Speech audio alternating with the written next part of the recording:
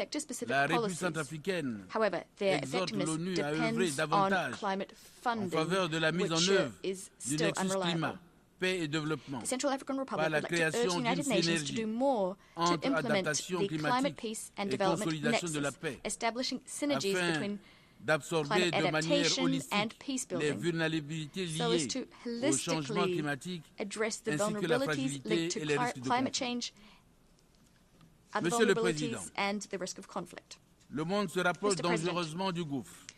The world is teetering L'architecture dangerously actuelle de close paix et de to sécurité the de brink. l'ONU est The soumise à des UN pressions peace and énormes. security architecture Les raisons is being évoquées subjected to par l'Afrique au soutien de enormous sa pressure. demande légitime de réforme The du reasons Conseil de Africa put sécurité forward in et support d'un of droit its de veto request for sont legitimate Security Council irrésistibles. reform and reform to Un the pas vient veto d'être franchi system par les are very États-Unis compelling. d'Amérique qui soutiennent A la step forward has been création taken by the de United 2 States sièges of permanents America. pour l'Afrique au The Conseil de US has sécurité des endorsed Nations the Unies establishment of 2 et d'un permanent seats for siège Africa tournant on pour the les Security petits Council, pays as well insulaires as en a développement. rotating seat for Cette small island proposition developing est states. certes louable, This proposal mais is au regard de praiseworthy, of l'évolution course. du monde, But given l'Afrique, changes afoot in our world, longtemps laissée de Africa, côté, which has for a ne long doit time se remained complaire dans on the une telle sidelines, proposition qui ne peut s'analyser cannot be autrement fully que satisfied par with this un déni proposal, perpétuel du which droit can de only veto. be viewed from the vantage point Il of est a également perpetual temps denial of the veto to d'accélérer Africa. la réforme de la It is gouvernance time de to l'architecture speed up financière the internationale reform of pour remédier the aux international inégalités, financial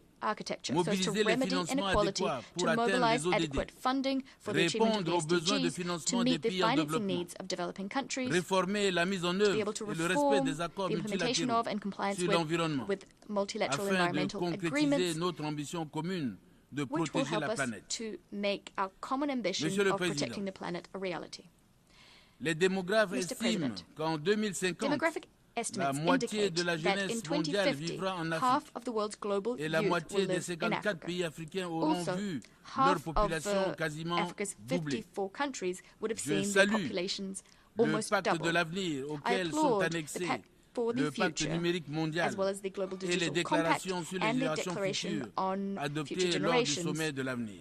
annexed there too, Il est all of temps which were d'accélérer la mise en œuvre des adopted at ODD the Summit of the Future. dans le domaine de la It is high science, time that we de la speed up the technologie, implementation of the de SDGs l'innovation in the following et de la areas: coopération science, digitale, technology, avec innovation, un accent sur and digital l'équité, cooperation. les droits et We should do l'universalité. this whilst stressing Aujourd'hui, equity, les rights, and jeunes, universality. agents essentiels d'un changement positif Young people et today contributeurs importants are au développement key durable, agents of au positive respect des change. droits de l'homme, They can make an à la important paix et à la contribution to sécurité sustainable mondiale, development, respect font for human face rights, à as un well as certain global nombre de peace and vulnérabilités security. qui And yet empêchent young la people réalisation de are leur plein vulnerable potentiel for a number et à of l'exercice reasons. de leurs droits fondamentaux. This is preventing young people Nous devons from donc realizing their full nous potential engager and à exercising transformer their fundamental rights. les niveaux It d'investissement en therefore faveur des behooves us jeunes, to des femmes, des pledge filles to et des personnes transform vivant avec investment handicap in young people, afin de in garantir women, un avenir girls, meilleur and pour persons tous. with disability, so as En to ce qui concerne guarantee la République a centrafricaine, better future for us all. l'ambitieux plan national de développement pour la période As for the Central African Republic, our 2024-2028 ambitious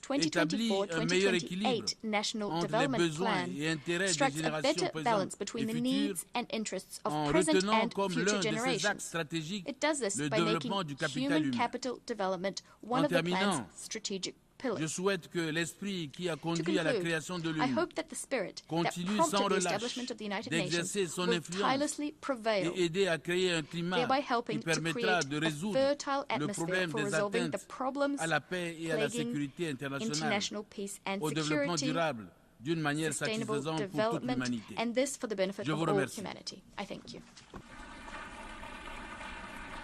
Au nom de l'Assemblée générale, je remercie Monsieur On le behalf of the Président de la Assembly, I wish to République thank the centrafricaine. head of the state of the Central African Republic.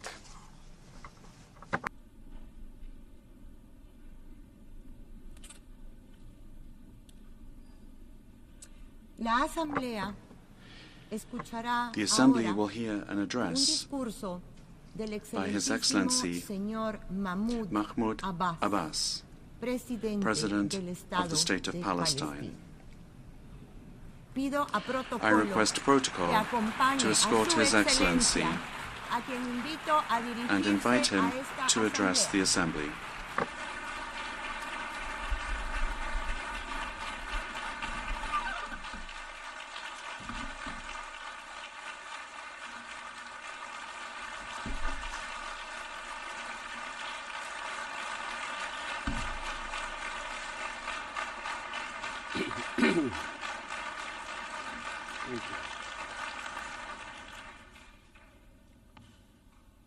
لن نرحل We will not leave. We will not leave. We will not leave. Palestine is our homeland. It is the land of our fathers, our grandfathers. It will remain ours.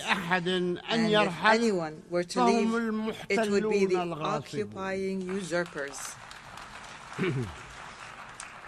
In the name of God, most gracious, most merciful. السيد فيليمون يانغ Mr. رئيس President الجمعية of the العامة General للأمم Assembly of the المتحدة United Nations. السيد أنطونيو Mr. غوتيريش Antonio Guterres, الأمين Secretary العام General للأمم المتحدة of the United Nations. السيدات والسادة Ladies and رؤساء gentlemen, وأعضاء الوفود heads and members of الحضور delegations, الكريم esteemed السلام guests, عليكم peace and ورحمة God's الله blessings وبركاته. be upon you all. آتي إليكم اليوم I come to you today وشعبي يتعرض منذ سنة تقريبا ولا زال لجريمة من أبشع جرائم العصر، جريمة حرب شاملة وإبادة جماعية تشنها إسرائيل دولة الاحتلال، جريمة ذهب ضحيتها حتى الآن أكثر من 40,000 شهيد في غزة ولا يزال الآلاف تحت الأنقاض، كما جرح أكثر من 100,000 آخرين حتى هذا اليوم، والأمور تسير. وأبيدت مئات الأسر الفلسطينية بأكملها وشطبت من السجل المدني.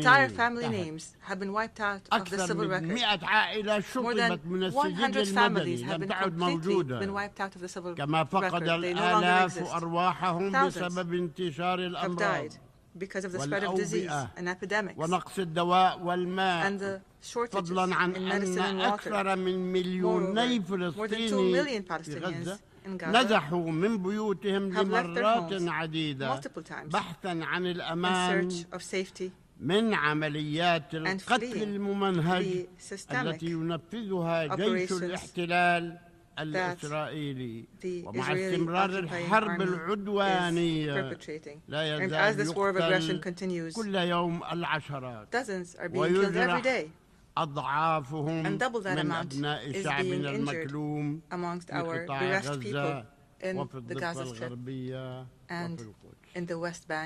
ولست هنا بصدد الرد على أكاذيب رئيس الوزراء الإسرائيلي في خطابه أمام الكونغرس الأمريكي في شهر يوليو الماضي، حين زعم أن جيشه لا يقتل المدنيين الأبرياء في غزة. فبالله عليكم من هو إذن الذي قتل أكثر من 15,000 طفل من 40 ومثلهم من النساء والشيوخ من أبناء شعبنا ولا زال يقتل؟ بربكم أجيبون. أوقفوا هذه الجريمة، أوقفوها الآن، أوقفوا قتل الأطفال والنساء، أوقفوا حرب الإبادة، أوقفوا إرسال السلاح لإسرائيل. لا يمكن لهذا الجنون أن يستمر. إن العالم بأسره يتحمل المسؤولية إزاء ما يجري لشعبنا في غزة وكذلك في الضفة الغربية التي تتعرض لعدوان إسرائيلي يومي متواصل وحملة استيطان شرسة يبنون في كل مكان في فلسطين كلها لهم وإرهاب من عصابات المستوطنين ترعاه وتدعمه الحكومة الإسرائيلية وجيش الاحتلال الذي يهدم مئات المنازل في أرض دولة فلسطين، إضافة إلى ما تتعرض له القدس عاصمتنا الأبدية من حملات التهويد والعدوان على المدينة ومقدساتها ومعالمها لتغيير الوضع التاريخي والقانوني its historic and legal status. لقد خرج علينا مؤخرا We've recently heard وزير إسرائيلي إرهابي terrorist Israeli minister calling for building a temple in the Al-Aqsa Mosque. We must condemn and stop this reckless minister and those like him who want to set fire, a fire of religious conflict and strife that will burn everything in its way. The Aqsa Mosque and its surroundings, ladies and gentlemen, is the exclusive property of Muslims. This has been endorsed by a resolution taken by the League of Nations in 1930. This was a resolution by the League of Nations, and we will accept nothing else regardless of the circumstances. Ladies and gentlemen, لقد حذرنا مرارا وتكرارا أمام جمعيتكم الموقرة بأن الأوضاع في أرض دولة فلسطين المحتلة تنذر بالانفجار وها هي تنفجر ولقد حدث هذا الانفجار يوم 7 أكتوبر من العام الماضي وما تلاه ومنذ اليوم الأول and from the very first day وقفت وأكدت على ضرورة الوقف الفوري للحرب to immediately stop the war. وإدانة قتل المدنيين I condemn the killing of civilians regardless of who they are and regardless of what side they were on or any people they were from. وطالبت بإطلاق سراح I demanded the release of prisoners والمحتجزين من الجانبين and those detained by both sides. لاحتجاز الأطفال والنساء والشيوخ قلناها مرارا وتكرارا We've said this repeatedly. كل من لديه محتجزين To anyone who has والجلوس فورا إلى طاولة المفاوضات I called for immediately going to the negotiation table to implement a two-state solution based on international resolutions. وبدلا من أن تصغي الحكومة الإسرائيلية لصوت العقل the voice of reason, the Israeli government took advantage of what happened to launch an all-out war of genocide against Gaza. It committed and continues to commit war crimes as acknowledged by the international community. They're called war crimes. Israel today is now launching a new aggression on the brotherly Lebanese people. The Lebanese people are now being subjected to a war of genocide. And Israel must stop the war in Lebanon and in Palestine. We condemn this aggression and we demand that it stops immediately. لقد أعادت إسرائيل احتلال قطاع غزة بأكمله ودمرته بشكل شبه كامل حتى يصبح مكانا غير صالح للحياة بعد أن جرى تدمير معظم المساكن والمباني والمرافق الصحية والتعليمية والمنشآت الاقتصادية والطرق والكنائس والمساجد ومحطات المياه والكهرباء ومعالجة المياه العادمة وغيرها. أي حد يذهب إلى غزة ويعرفها في السابق لن يعرفها اليوم. انتهت 75% من كل ما في غزة دمر تدميرا كاملا. وإذا ظنت إسرائيل أنها ستنجو من المساءلة والعقاب على هذه الجرائم فهي واهمة. على المجتمع الدولي The international community must immediately impose sanctions on Israel. إن المذابح والجرائم والإبادة الجماعية التي ارتكبتها إسرائيل بشعبنا منذ قيامها عام 1948 to this very day وحتى يوم هذا لن تمر بدون حساب ولن تسقط بالتقادم. There is no statute of limitations. فما ضاع حق وراءه مطالب. Rights will never be lost as long as there are those who demand them. And despite our repeated calls and demands, the world has not succeeded in obliging Israel, this transient state, to stop this war of genocide and its war crimes against innocent civilian residents. We regret that the U.S. administration, the democracy of the world, the largest democracy of the world, obstructed 3 times draft resolutions of the Security Council demanding Israel to observe the ceasefire. The U.S. alone stood and said, no, the fighting is going to continue. It did this by using the veto. And added to that, it furnished Israel with the deadly weapons that it used to kill thousands of innocent civilians, children and women. And this further encouraged Israel to continue its aggression. As long as the U.S. is supporting it, then why not keep going, since it's already an aggressing state. This is the United States, the very country that was the only member of the Security Council that voted against granting the state of Palestine full membership in the UN. We don't deserve membership in the eyes of America, so they used the veto against it. I don't understand how the United States could insist on opposing our people, insist on depriving us of our legitimate rights to freedom and independence, as is the right of the rest of the countries. 194 countries, and we are no less than them. Ladies and gentlemen, Israel, which refuses to implement United Nations resolutions, does not deserve to be a member in this international organization. Israel, whose permanent representative in this organization says that the very building of the United Nations, he said that this building must be removed. This building that we are sitting in right now, it must be wiped off the face of the earth. This country does not deserve to be a member in this organization. It is, from the very beginning, it has from the very beginning not fulfilled the conditions for membership. Because in 1949, when it submitted its membership application to the UN imposed two conditions. First, to accept and implement Resolution 181 and Resolution 194. Without implementing these two conditions, you will not be granted membership in the United Nations.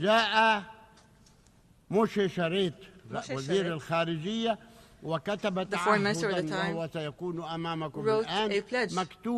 You will see it. A pledge, a written pledge that he and Israel are committed to the implementation of those resolutions. And since 1949 to this very day, nothing has happened. We are going to submit a request, an application to the General Assembly on this matter. And as I said, if you return, then we will return. If they do not step back, then we will do more. I take this opportunity to commend the member states of the United Nations that voted with more than a two-thirds majority in favor of the draft resolution submitted by the state of Palestine, supported by a large number of friendly and sisterly countries, to adopt the ICJ's historic advisory opinion issued on the 19th of July 2024 to end the illegal Israeli occupation of the state of Palestine in a period of 12 months. For the very first time, there is a specific time frame. We demand the implementation of this particular requirement, including an immediate cessation of annexation and settlement activities, dismantling of existing settlements, and evacuating settlers from Palestinian territories. There's 600,000 settlers, and they're living on our land. Why don't they go back to their homes? We must give reparations to Palestinians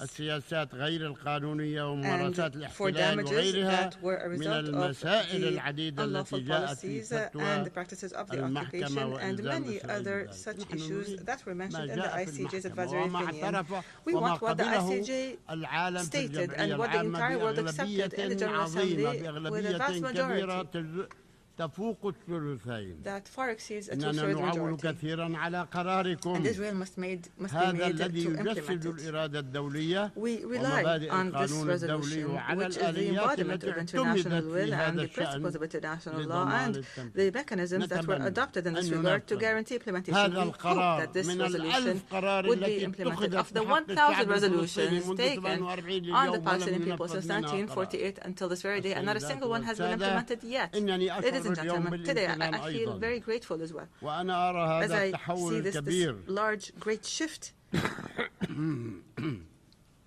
في مواقف الدول in الأعضاء the في الأمم positions of المتحدة member states in the وهي United تؤيد Nations الحق as they الفلسطيني support بالحصول على الدولة Palestinians' rights المستقلة to والاعتراف an بها independent state ومنحها that is العضوية recognized الكاملة and that deserves full membership in this أسوة organization, ببقية as is شعوب the case العالم التواقة with the الحرية rest of والمحبة the countries in للسلام. the world that إنني love freedom وباسم and الشعب peace. الفلسطيني In the name of the أشكركم Palestinian people, I thank على you. هذه المواقف for this الداعمة support. للحق والعدل I thank you for your support of what is right, of justice, to achieve peace in our region. I call upon you to apply the laws of international كل law بحسب مسؤولياته according to responsibilities and sovereignty. We don't ask you for more than you can do. حسب مسؤوليات كل إنسان أو كل We دولة ask every state to give us their support within the realm of its responsibility and sovereignty.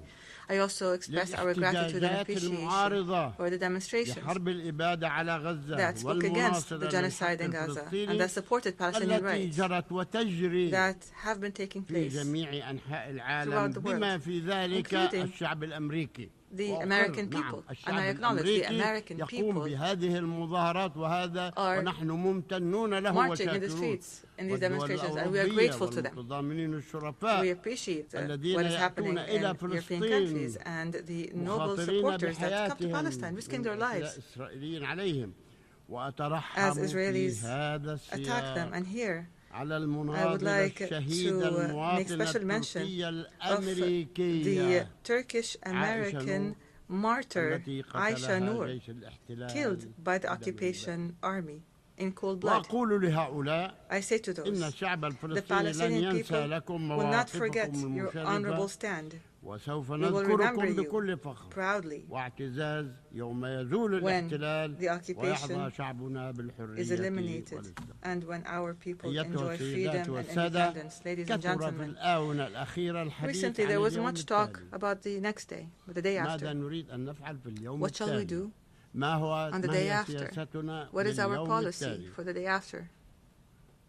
وأقول And I say to you, اليوم التالي نهاية the الحرب day في after قطاع the غزة end of the war in the Gaza Strip, إنني أغتنم الفرصة اليوم I take this opportunity لأقدم today لكم to give you رؤيتنا our view لما هو of what مطلوب is عمله needed على الفور واليوم immediately التالي للحرب. and on the هذا day مشروع after من عندنا. the war ends. نقدمه This is لكم our proposal. تقبلونه We propose it to وتعدلونه you. You can وتغيرونه accept it, you احنا can change it, you can جاهزون amend it. لكل ذلك. We are ready أولا for all that. First of all, الوقف الشامل والدائم لإطلاق النار في a قطاع comprehensive غزة and permanent ceasefire والاعتداءات in العسكرية Gaza وهجمات and المستوطنين an end to الإرهابيين في the الضفة الغربية military والقدس الشرقية. aggressions and attacks ثانيا by إدخال terrorist settlers in the West Bank and الإغاثية Jerusalem. Second, بصورة عاجلة humanitarian ومنتظمة aid must وبكميات كافية be لأن غزة لا delivered يوجد فيها urgently شيء in an من organized الماء manner إلى غير and ذلك لا in يوجد sufficient شيء. quantities because there's nothing in هم Gaza بحاجة إلى كل شيء and they need everything. وإيصالها لمناطق قطاع This غزة humanitarian aid must be كافة. delivered throughout ثالثا Gaza. الانسحاب Third, الإسرائيلي a الكامل full Israeli withdrawal.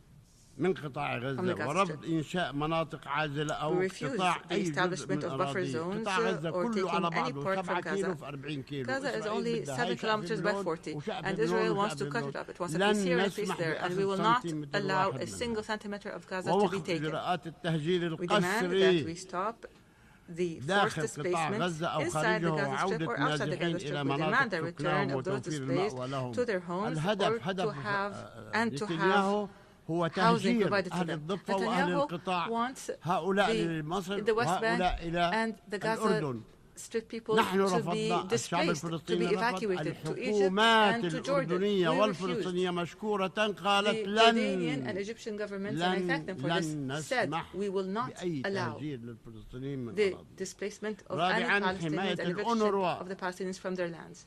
Fourth, we demand the protection of UNRWA and humanitarian organizations from Israel's actions and to provide political and financial support to these organizations so that they can perform their role and offer their services to the Palestinian refugees until they return home. UNRWA was established to do its job until the refugees return. And every day Israel finds an excuse to convince others that UNRWA's work must be ended. Fifth, we demand international protection for the Palestinians on the lands of the occupied land. We want protection. We are not fighting Israel. We cannot fight Israel. And we don't want to fight. But we want protection. We want our children, our women, our families to be protected internationally.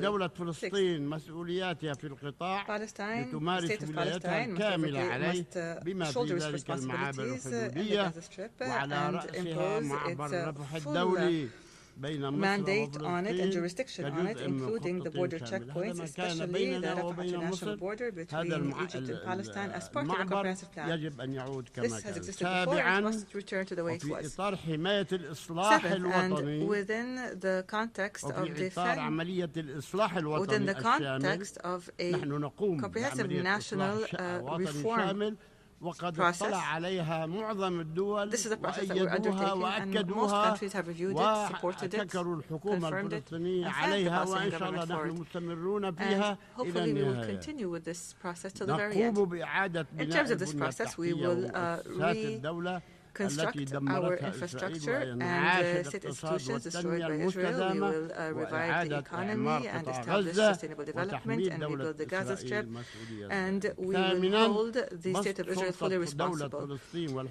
Eighth, the authority of the state of Palestine and the Palestinian government and the PLO, the legitimate and sole representative of the Palestinian people, will have authority on all Palestinian territories in the Gaza Strip, the West Bank, and Eastern Jerusalem, as has been stipulated for us by international law. We are not asking for more, but we will not accept any allowance to hold these elections in Jerusalem. But if this were to happen, we're ready to hold these elections and to form a Palestinian government in accordance with the results of these elections. Ninth, we will continue to mobilize the largest possible international support so that the state of Palestine can achieve full membership in the United Nations as soon as possible. What do we lack to be sitting amongst you? What do we lack to be on the same footing as 194 official member states in the United Nations? We have the land, we have the authority, we have the people, we have the culture, we have the knowledge, we have everything that we need. We ask you to help us. 10th, the full implementation of the General Assembly resolution on the advisory opinion that we mentioned, issued by the International Court of Justice in a manner that will lead to the end of the occupation in 12 months, as stipulated by the resolution, as set by the advisory opinion. Number 11, hold an international peace conference under the auspices of the United Nations within a year to apply the two-state solution. So we hold this international conference so that we would resolve all the problems that remain between us and Israel. By the way, we recognize the state of Israel, but Israel doesn't recognize us. We want a solution that would protect both countries, the state of Palestine and the state of Israel, so that they can coexist in peace, stability, and security. Number 12, to adopt international peacekeeping forces by virtue of the Security Council resolution between the states of Palestine and Israel to guarantee the security of both countries. We call for guaranteeing the security of both countries. These are the elements of our vision for the day after, for today and for the day after the war ends, in the state of Palestine in general. And I call upon you to adopt this plan and to provide all the necessary means to guarantee its success. Ladies and gentlemen, a few weeks ago, I declared that I've decided to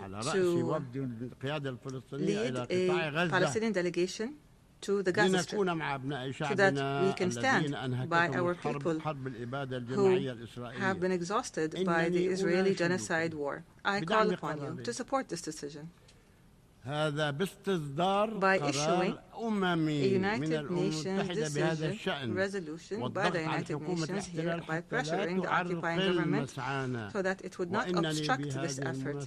And here I welcome any state, any party that wants to join us in this visit. We'll be happy to go with you to Gaza so that we could all see the tragedies that are taking place.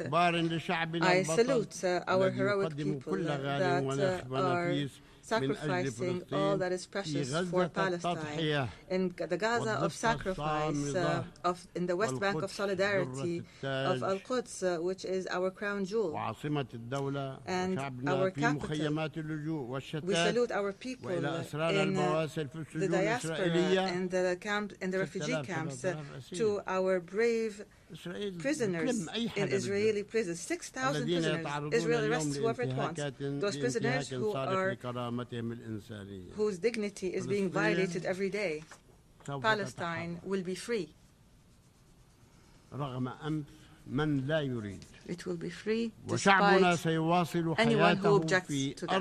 Our people will live on the land of their fathers and grandfathers as they have done for more than 6,000 years. They will continue their legitimate struggle for independence. The occupation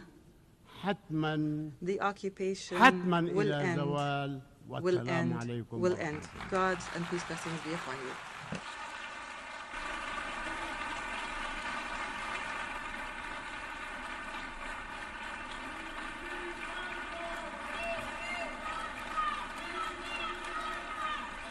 En nombre de la Asamblea General, agradezco On behalf of the Assembly, I wish to thank the President of the State of Palestine. La Asamblea escuchará The Assembly will hear an address by His Excellency Mr. Adama Barrow, President of the Republic of the Gambia. I request protocol to escort His Excellency and invite him to address the Assembly.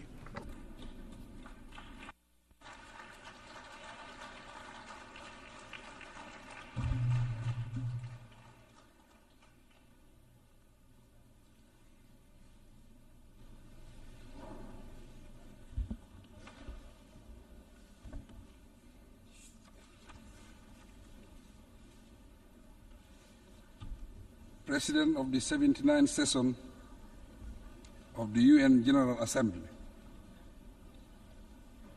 Secretary General Mr. Antonio Guterres, Your Majesties and Excellencies, Heads of State and Government, Heads of Delegation, distinguished delegates, ladies and gentlemen, it is an honor for the Gambia to participate in the 79th session of the United Nations General Assembly and to engage in meaningful dialogue with global leaders and partners on the vision of shaping a more prosperous future for humankind.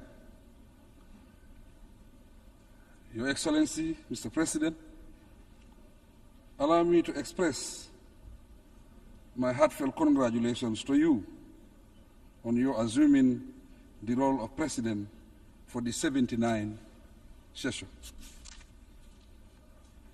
I similarly wish to register sincere gratitude to His Excellency Ambassador Denis Francis for his exemplary leadership and accomplishments during the 78th session.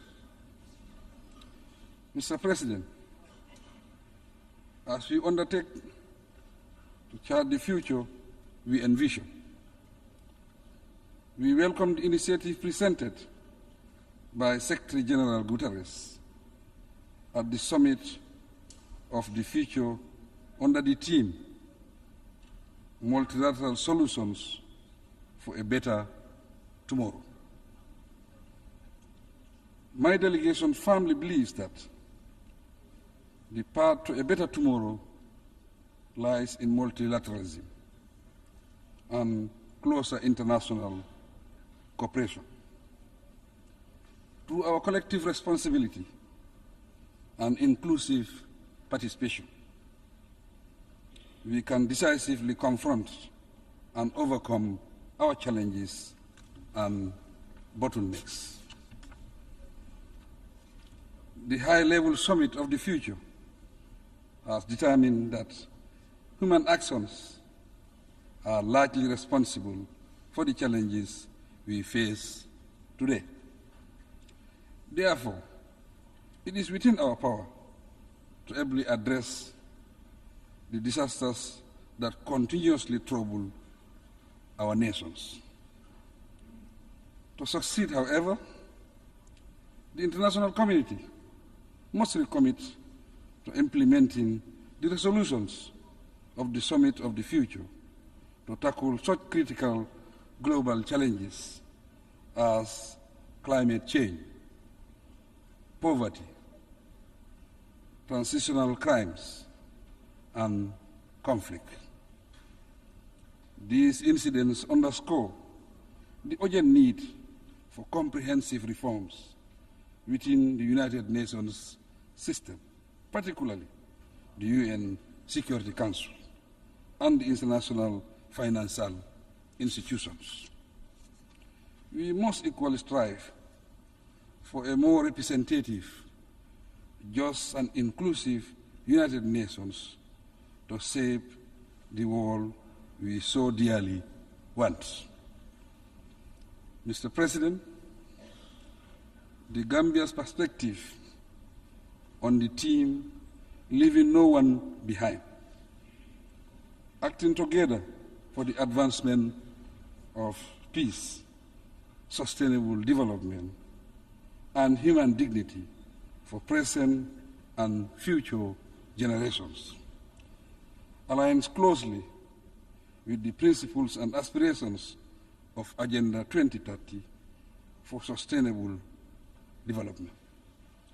In accordance with the principles of the United Nations Charter, the theme serves as a crucial reminder to the international community of the need for solidarity and renewed commitment. With specific reference to the Gambia, the framework of the Sustainable Development Goals, SDGs, is central to our national agenda, and we are committed to ensuring that our development efforts are both sustainable and impactful.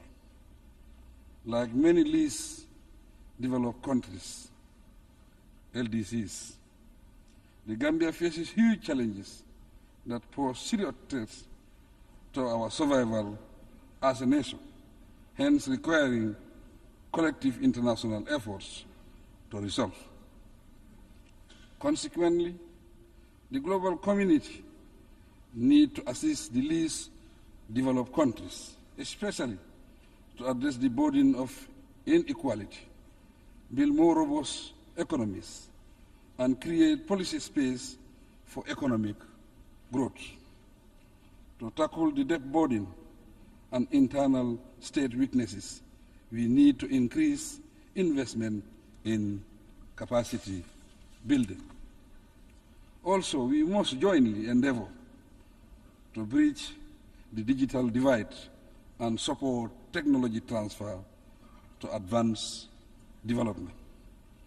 Mr. President, we live in a world with widening inequalities, thus suppressing the weak and making the conditions of the poor worse, grossly violates the expressed ideals and spirit of the Summit of the Future. The Gambia is fully committed to the global call for gender equality and recognizes the indispensable role women play in socio-economic development. We firmly believe that empowering women translates into community empowerment and ultimately inclusive development. For these reasons, my government places great emphasis on women's rights, and we are dedicated to protecting and empowering women. As President, I will continue to ensure that women and girls are protected and given the necessary space to contribute meaningfully to our national development agenda. On youth matters, at the recent consultative summit, stakeholders recommended a sharper focus on innovation and climate change, gender equity, bridging the digital divide, and global governance that promotes youth empowerment through employment, education, and health.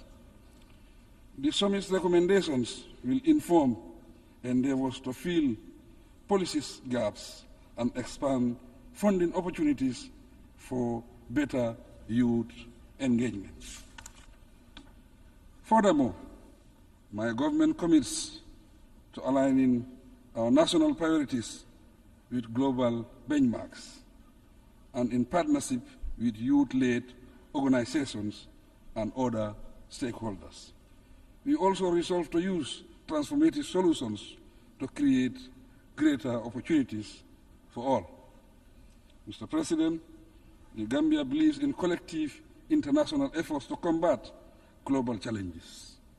Based on this, last year, the Gambia joined the international community by co-sponsoring UN General Assembly Consensus Resolution 77/276, which sought to engage the International Court of Justice, ICJ, on the obligations of states regarding climate change.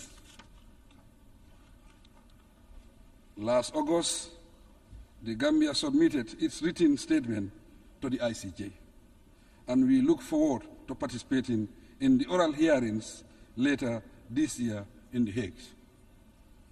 At the national level, the Gambia remains steadfast in its commitment to promoting human rights and establishing a vibrant democratic environment.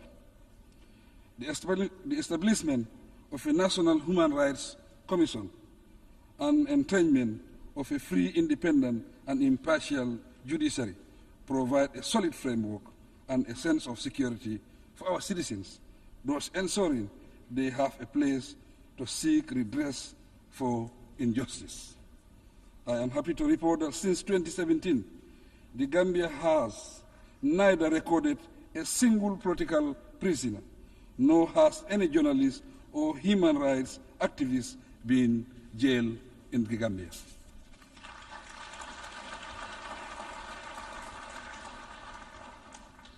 Proudly too, in August 2024, the Gambia was recognized as one of Africa's leading defenders of freedom of expression and ranked third in Article 19's Global Expression Report 2024.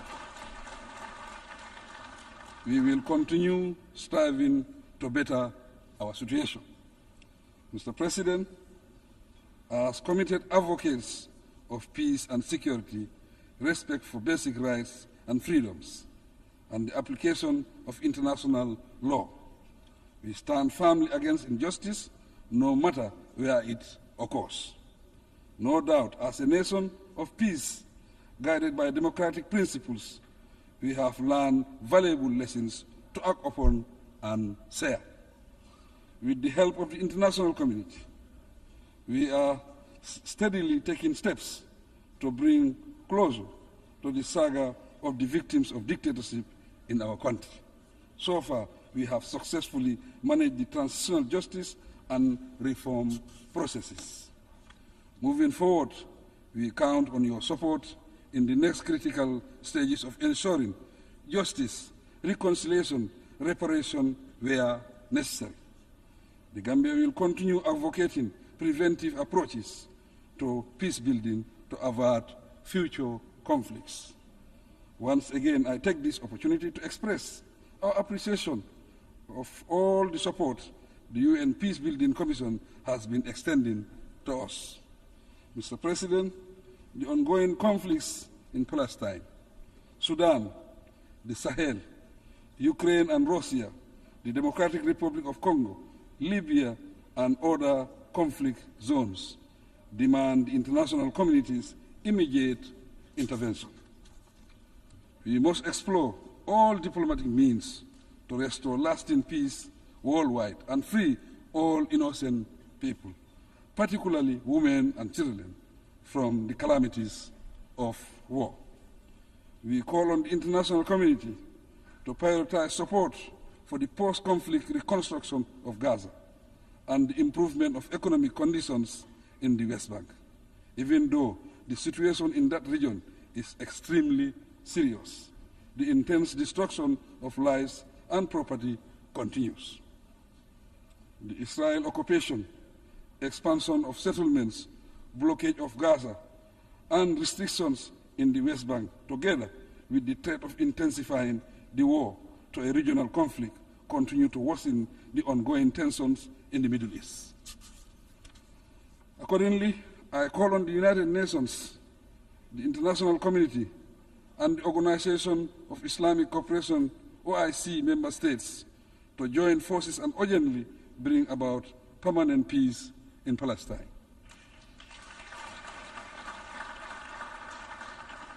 Through recognized structures, I am, as chair of the OIC, committed to stepping up efforts and exploring every possible diplomatic and peaceful channel to resolve the Middle East crisis. The OIC has been very active, and under my leadership will continue to promote and pursue peace in that region. Our common objective is to create a situation wherein Israel and Palestine coexist in peace and security under a two-state arrangement and within the recognized pre-1967 borders. With the sustained support of the OIC, the Gambia has stood as a beacon of hope for the oppressed Rohingya Muslims of Myanmar. Despite relentless efforts over the past 5 years, the oppressive regime of Myanmar has intensified its oppressive campaign through forced exile and unspeakable acts of violence.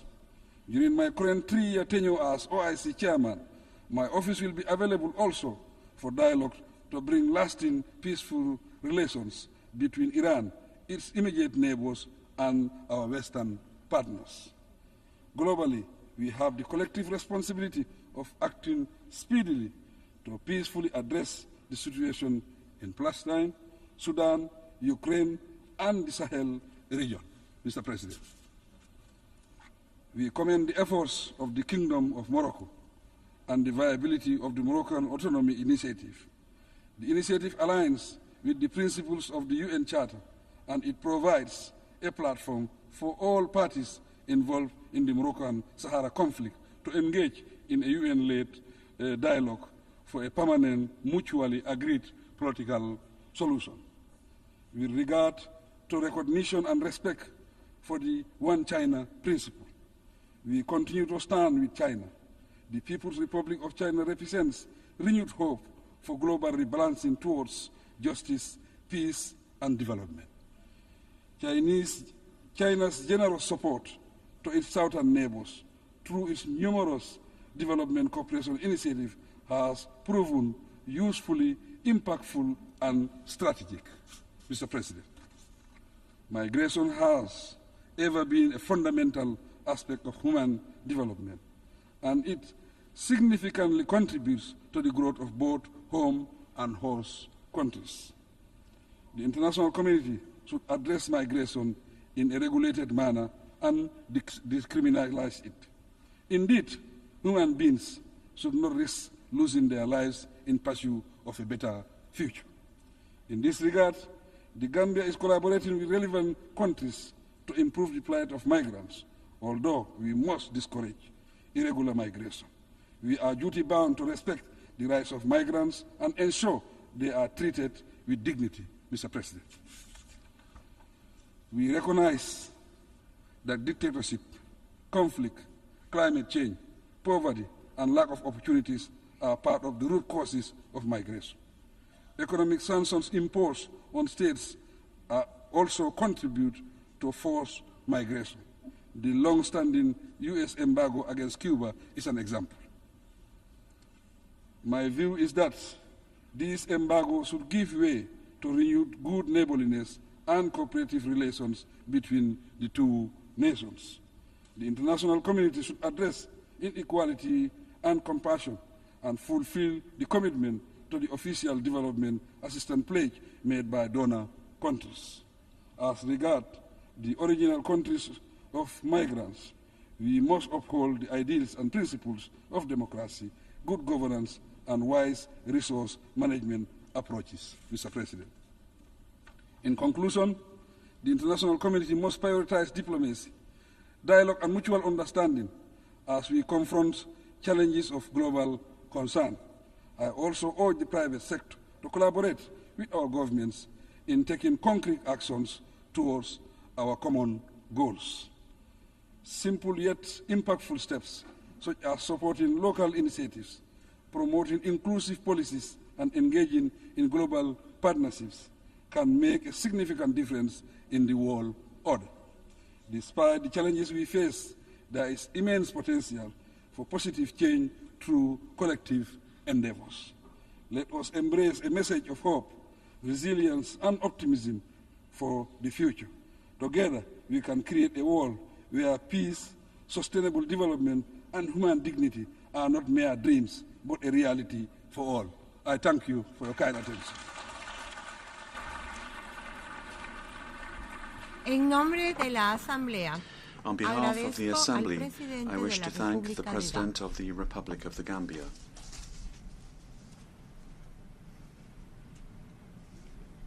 La Asamblea escuchará ahora the Assembly will hear an address by His Excellency Edgar Leblanc Fils, President of the Presidential Council of the Transition of the Republic of Haiti. I request protocol to escort His Excellency and invite him to address the Assembly.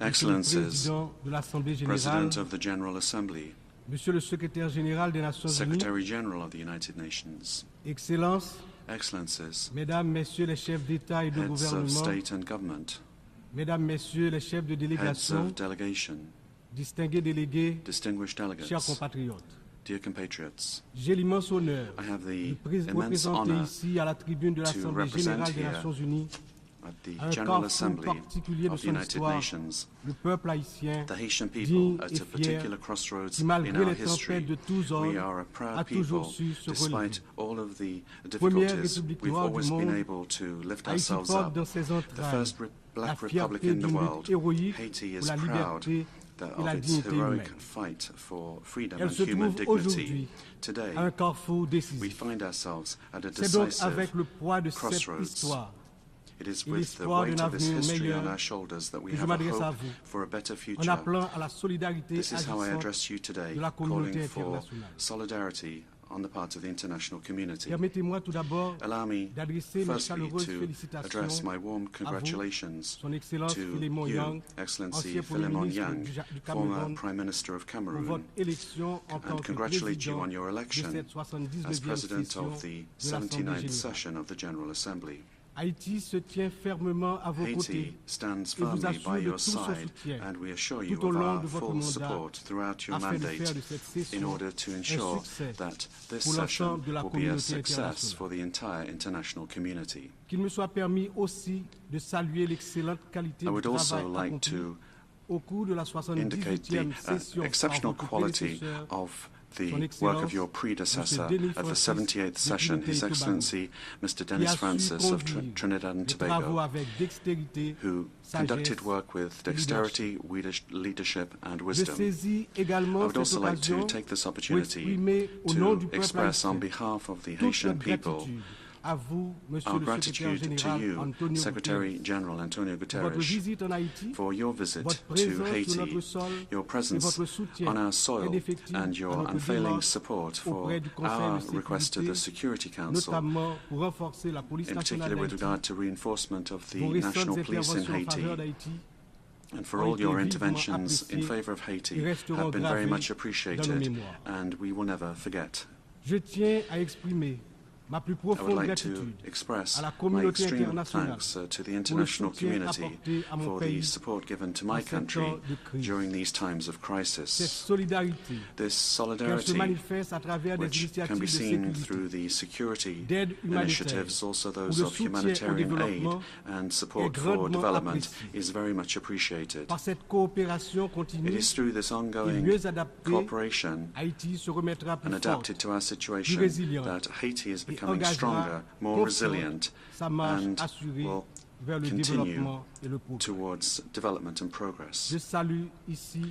I would like to greet here all Haitian compatriots throughout the world who, whilst being attached to their country of birth, are forced to seek out more favorable skies in order to make a living. Everyone recognizes that they're very hard workers, and I want to tell them, wherever they are, that the Presidential Council of Transition and the government is thinking of them whilst we await an improvement of conditions so that they can come back into the fold. I would also like to take this opportunity to greet Amnesty International and other organizations closely following up on the defense of human rights of Haitians and violations of these rights throughout the world. On behalf of the entire Haitian people, I would like to extend a brotherly greeting to all friends of Haiti that have shown solidarity towards the migrants from our country, and in particular those living in Springfield, Ohio in the United States. The long history of friendship and reciprocal solidarity between our two nations since our participation in the Battle of Savannah of 1779 have enabled us to say with confidence that the American people reject any incitement to hate against our community. The active participation of Haitian immigrants at various levels of life in the United States is tangible and significant. In this regard, the passions that naturally arise during an election campaign should never serve as a pretext for xenophobia or racism in a country such as the United States, a country forged by immigrants from all countries and which has become a model of democracy for the world. Mr. President, Excellencies, ladies and gentlemen, the theme of this 79th General Assembly is leaving no one behind, acting together for the advancement of peace, sustainable development and human dignity for present and future generations. This very much resounds with the major challenges that we are facing today. This theme is an urgent call for unity and international cooperation in a context where inequalities, conflicts and the climate crisis are rendering even more vulnerable millions of people throughout the world. Whilst many nations are struggling to achieve these sustainable development goals, it is more necessary than ever to guarantee that all voices, and in particular those of the most marginalized, are included in the global decision-making process. This theme is also of capital importance when it comes to the context of the crisis in Haiti. It speaks to our fight to restore peace and stability, ensuring that every Haitian citizen is able to enjoy their fundamental rights. Acting together, as underscored by the theme, is essential for Haiti because our recovery can only happen with this international solidarity.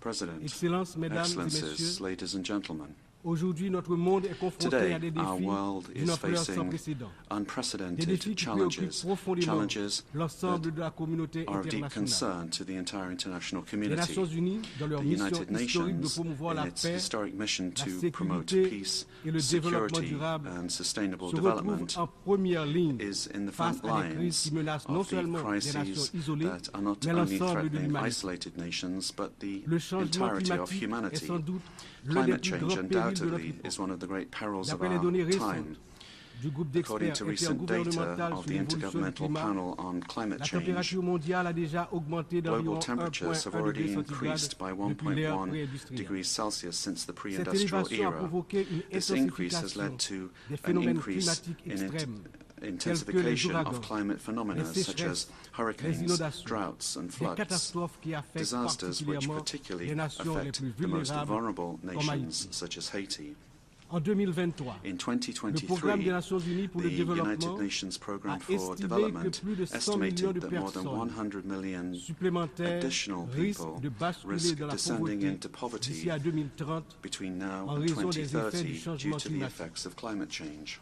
Pour Haïti, For Haiti, qui fait partie des pays les which moins is émetteurs de gaz à effet de part of serre, the mais countries qui a that subi les emit the impacts les least plus greenhouse dévastateurs, gases, but which cette crise mondiale experiences the most devastating exacerbe impacts of les this, difficultés this à global garantir la crisis sécurité is making it alimentaire, even more difficult for us to l'accès à l'eau guarantee potable food et la security, stabilité access to économique. drinking water, and economic Les stability. conflits armés Armed continuent conflicts également also de semer la continue destruction to et sow de ravager des vies destruction humaines. and to ravage human Selon lives. le Haut Commissariat des According to the Nations High Unies pour les Commissioner of the réfugiés, United Nations for le nombre de Refugees, personnes déplacées the number of people de force forcibly a atteint 110 millions en 2023, was un chiffre qui n'a 110 jamais été million aussi élevé in dans l'histoire de 2023. l'humanité. That's the highest figure that Que we've ce ever soit en seen, Syrie, whether it en be in Ukraine Syria, ou dans la in région du Ukraine, Sahel. or in the Ces Sahel conflits region. prolongés These prolonged exacerbent la conflicts pauvreté, are exacerbating détruisent des poverty, infrastructures destroying vitales vital et entraînent des infrastructure, flux massifs de and réfugiés. leading to massive flows of Le refugees. monde ne peut rester The inactif world cannot remain alors que des millions inactive d'hommes, when de millions femmes of et d'enfants men, women, and fuient les children violences are en fleeing quête de violence sécurité et in de search dignité. of security and dignity. L'engagement de la communauté The commitment internationale of the est plus que international jamais community nécessaire is more necessary pour trouver than des ever solutions before diplomatiques in order to find et diplomatic promouvoir les solutions initiatives de and to promote consolidation de la paix. peace initiatives. Un autre défi majeur Another major concerne les challenge inégalités relates économiques to economic continuent de se inequality, creuser. which continues to get worse. Selon le rapport sur le According développement to humain the 2023, Human Development Report du 2023 of the près de UNDP, 1,2 milliard de personnes almost vivent 1.2 encore dans la billion pauvreté people are still living multidimensionnelle, in multidimensional c'est-à-dire poverty, qu'elles manquent d'accès namely à that des they lack services access to essentiels essential tels que la services santé, such as health, l'éducation education, et des conditions de vie and décentes. conditions for a decent La life. pandémie de The COVID-19 COVID-19 a pandemic amplifié ces inégalités, has worsened these poussant des inequalities, millions de pushing personnes millions supplémentaires dans la of pauvreté. additional people into Pour poverty. des nations comme Haïti, For nations such as Haiti, l'impact a été this dévastateur. impact has been Avec un devastating. taux de pauvreté With des a plus élevés, le pays fait high face level à of des défis poverty, the structurels country is profonds. facing Mais ces profound inégalités structural ne sont pas challenges, seulement un but these problème inequalities are haïtien, not just a Haitian elles sont problem. un problème They are a mondial global qui problem requiert des réformes which économiques globales. requires global economic En outre, reform. les défis liés à Moreover, l'insécurité the alimentaire challenges linked to se food sont insecurity intensifiés ces dernières have années. become worse in recent years. Selon l'Organisation des Nations According Unies to pour the l'alimentation et United Nations l'agriculture, Food and Agriculture plus de Organization, 735 FAO, more millions de than personnes dans le monde 735 million ont people in the souffert de la world faim en 2022. suffered from Une famine in augmentation alarmante 2022, qui an reflète les alarming increase perturbations that causées par les reflects the conflits, disruptions caused les by crises conflicts, économiques et le economic changement crises, climatique. and climate change. Haïti, malheureusement, Haiti, ne fait pas unfortunately, exception. is no exception to Le this. Programme alimentaire The mondial World Food a Programme récemment recently souligné que près de underscored la moitié that de la almost population half of haïtienne the est en Haitian situation population d'insécurité is in a alimentaire situation aiguë. of acute food insecurity. Cette situation n'est This pas seulement une situation urgence is not just a humanitaire, humanitarian emergency, mais une menace but pour it la is a threat stabilité de for notre the nation. stability of our nation. Nous devons travailler We must ensemble work pour together renforcer to les systèmes strengthen agricoles, our farming garantir systems, un accès guarantee équitable aux ressources fair access alimentaires to et lutter food contre la faim resources de and manière fight against concertée hunger et in a durable. concerted and sustainable manner.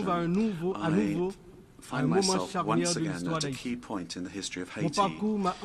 My career has shown me that resilience and collective willingness are the only ways to guarantee a stable and prosperous future. It is with this vision, this devotion, and the strength given to me by this rich political experience that I am leading the transition, determined to lead Haiti towards peace, security, and participatory democracy de la conférence nationale, le renouvellement du personnel politique à travers des élections libres, crédibles, transparentes. Le peuple haïtien, malgré ces épreuves auxquelles il est confronté, refuse de se laisser submerger par le désespoir. Des défis d'une ampleur sans précédent, une violence dévastatrice, une instabilité politique persistante, une précarité quasi générale, une pauvreté dégradante se posent à son intelligence et à ses capacités. Capacity for action and their intelligence. In the middle of this storm, we understood that we had to take a brave decision, that of coming together, becoming unified despite deep differences in order to rise up again in full confidence towards an exit to the multi-dimensional crisis that has been afflicting us now for far too long. The creation of the Presidential Council of the Transition is how we put this decision into force. It's a tangible example of this willingness to become reconciled with ourselves. This council, which brings together organizations of civil society and the entire political spectrum, is the fruit of long negotiations. It is the embodiment of the plurality of Haitian society. Its roadmap is clear: to restore public order, to hold free and transparent elections at the end of 2025, to restore trust in the institutions of the state. In order to do this, we, those that bear responsibility at the highest levels of the state, know that we will need the support of the international community. But first and foremost, we have to be able to count on ourselves, on our resilience, our capacity to overcome differences and internal divisions. It is important to stress that the resolution of Haiti's problems lies above all on the shoulders of the Haitian people. It is our duty as a sovereign nation to take our destiny in our hands and to overcome divisions and together build a future of peace and prosperity. However, this responsibility is not just our own. The international community, the United Nations, the foreign powers that very often played a decisive role in the history of Haiti have also got their essential part to play in this restoration of peace, economic recovery, and the institutional development and the establishment of the rule of law. In this sense, the failure of Haiti to recover is not that of just one nation. It is a collective failure, a global inability to fully respect the principles of solidarity, justice, and international cooperation. It is together, with a shared sense of responsibility and renewed commitment, that we will be able to transform this crisis into an opportunity to embark upon a sustainable path to peace. Today, Haiti is facing an unprecedented security crisis. The increase of armed gangs, generalized violence, and political instability have plunged the nation into a state of extreme vulnerability. Citizens live in fear, unable to move around freely throughout the country, to go and work or send their children to school without risk, particularly in the capital Port-au-Prince. This situation is affecting all aspects of Haitian society. It's weakening institutions, paralyzing the economy, and it's undermining hope in a better tomorrow. The future of the country is under threat. 50% of gang members from the capital region are made up of children and young people, girls and boys. They very often serve as cannon fodder during operations against the police. They are subject to serious violations of all kinds, including sexual violence. This abuse and violence exercised against children and young people, teenagers, must be considered as a crime against humanity, given the consequences that this has on future generations. The restoration of national security is an absolute priority for the Haitian authorities. They are fully committed to putting an end to this spiral of violence and to restoring order in order to guarantee every citizen the the fundamental right that they have to security. They are aware that peace and stability are the indispensable foundations that will enable Haiti to rebuild and restore trust in its institutions and to ensure the socio-economic development of its people. With this in mind, the decision of the Security Council to authorize the deployment of the Multinational Security Support Mission through Resolution 2699 was a direct response to the calls of the Haitian people. This mission, although it is not a classic UN force, embodies the commitment of the international community to support Haiti in its fight against insecurity. I would like, on behalf of the Haitian people, to express my profound thanks to the contributing countries, particularly Kenya, for having accepted to take on the leadership of the mission, as well as to all countries that have provided their support. The national security forces, with the support of the mission, have already demonstrated tangible results on the ground, making it possible for the population, little by little, to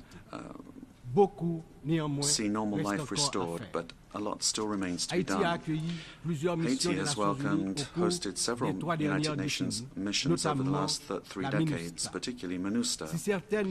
Although some of these missions have helped to temporarily stabilize the country, they have also left behind a heavy heritage of consequences. Allegations of serious violations of human rights have eroded the trust of the Haitian people. The lack of prosecutions and reparations for the victims have reinforced a sentiment of impunity, undermining the efforts at rebuilding. Nevertheless, it's never too late to act and to learn lessons from the past. By rethinking the approach, we have the opportunity to boost the reputation of international missions in Haiti and to build a future that is better for the Haitian people. It is in this spirit that we would like to see a thought being given to transforming the security support mission into a peacekeeping mission under the mandate of the United Nations. This transformation would make it possible not only to secure more stable funding and to extend the capacity of the mission, but also it would make it possible to strengthen the commitment of member states to security in Haiti. I am convinced that this change of status, whilst recognizing that the errors of the past cannot be repeated, would guarantee the full success of the mission in Haiti. Excellencies, ladies and gentlemen, today I stand before this assembly as the voice of the Republic of Haiti, a country whose history is inextricably linked to the ideals of freedom and justice that we all celebrate here. But Haiti, the first independent black nation of the world, today is the greatest victim of a historical injustice which has not only delayed our development, but has also saddled our people with a burden, the repercussions of which we still feel today. In 1825, just 21 years after having won its freedom at the cost of a heroic fight, Haiti was forced to pay a colossal debt to France, the colonizing country, in exchange for recognizing its independence. This ransom, imposed under threat, siphoned off resources of the young nation, plunging it into an infernal cycle of impoverishment, which it still struggles to overcome. This debt was a form of punishment for our audacity in throwing off the chains of slavery and raising up Haitians to claim their human dignity. It was an unjust penalty which asphyxiated the economic and social potential of the black people of Haiti for generations. In today's context, where more than ever attention is being paid to efforts to restore without delay security and respond to the immense humanitarian needs in Haiti, I think it is important to draw the attention of this Assembly to the after effects of our colonial past and the ransom paid to certain powers that have largely mortgaged the development of Haiti. It is worth recalling that Haiti was the only country to have paid for its independence, obtained, however, through the fire and the sword. On the eve of the 200th anniversary of this unprecedented event in history, hasn't the time come for these amounts paid to be returned? In this regard, my country welcomes the proposals made by a number of governments and also some agencies of the United Nations for specific action with regard to recognition, reparation and restitution for the wrongs of the past. Haiti has absolute confidence in the United Nations organization, the pillars of which are the fight against inequality between peoples and the maintenance of peace between nations, that it will play its role in order to facilitate dialogue between the victim countries of colonization and the former colonial powers. Here, at the 79th session of the General Assembly, Haiti, and through my person, Haiti is not only here to request reparations, but to ask a question of principle, that of imminent justice. My approach is resolutely committed, structured and well documented. The National Committee for Restitution and Reparation, in cooperation with CARICOM's Restorations Commission, has already undertaken exhaustive work on this subject. We demand recognition of the moral and historic debt and the implementation of just and appropriate reparations, which will make it possible for our people to free themselves from the invisible chains of this unjust past.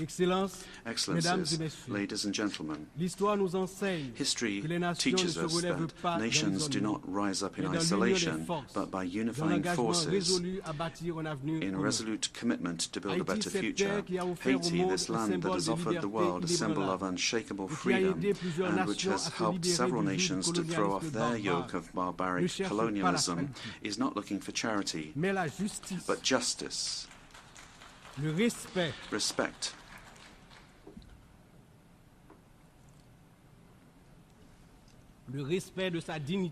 Respect for its dignity and its right to a dignified and prosperous existence.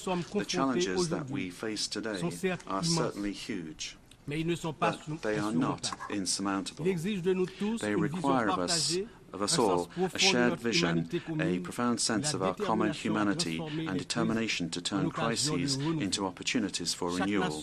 Each nation, be they small or large, rich or vulnerable, has part of our collective future in their hands.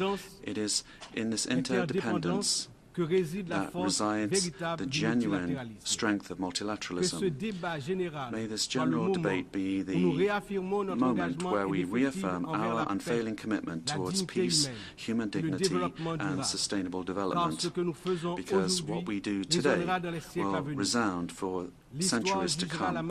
History will judge the way that we have been able to respond to the challenges of our times, together in a spirit of solidarity and cooperation.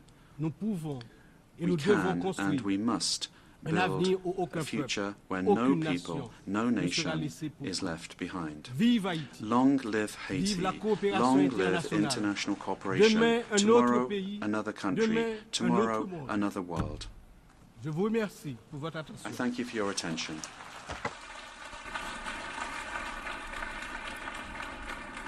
Je remercie On behalf of the Assembly, I wish to thank the President of the Presidential Council of the Transition of the Republic of Haiti.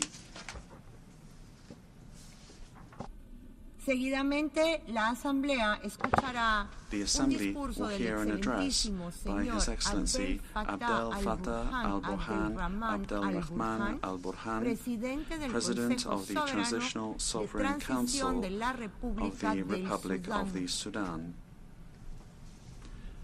I request protocol to escort His Excellency and invite him to address the Assembly.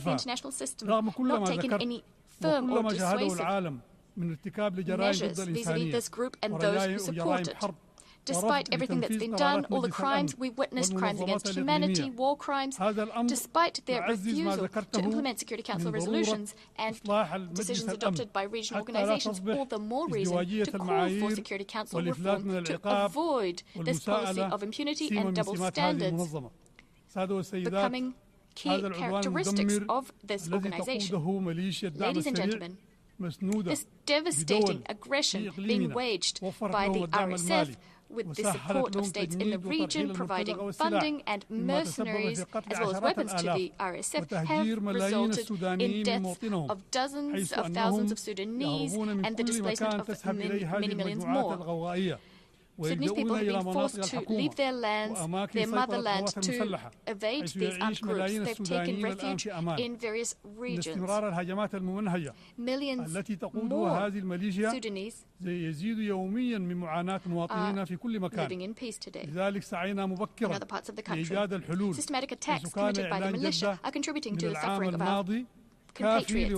As a result, we've been seeking a peaceful solution to the situation, and the Jeddah Declaration, dated May 2023, should have been enough to put an end to this war. And yet, regional political players who are in favor of the war have a different take on the situation. This has resulted in the situation we have on our hands today. As a result, and so as to alleviate the suffering of our fellow Sudanese and to facilitate the delivery of humanitarian assistance, we've opened our borders and airports. We've lifted all impediments to this aid being delivered.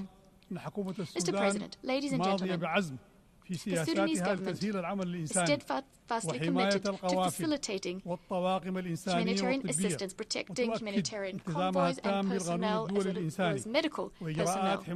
We fully uphold international humanitarian law and measures geared towards the protection of civilians. The protection of civilians is our responsibility, especially when women and children are being hit the hardest by violations committed in areas controlled by the militias. Some women and children have even been sold in marketplaces. The humanitarian crisis affecting a large majority of our population, owing to the aggression being waged by the Dagala militia,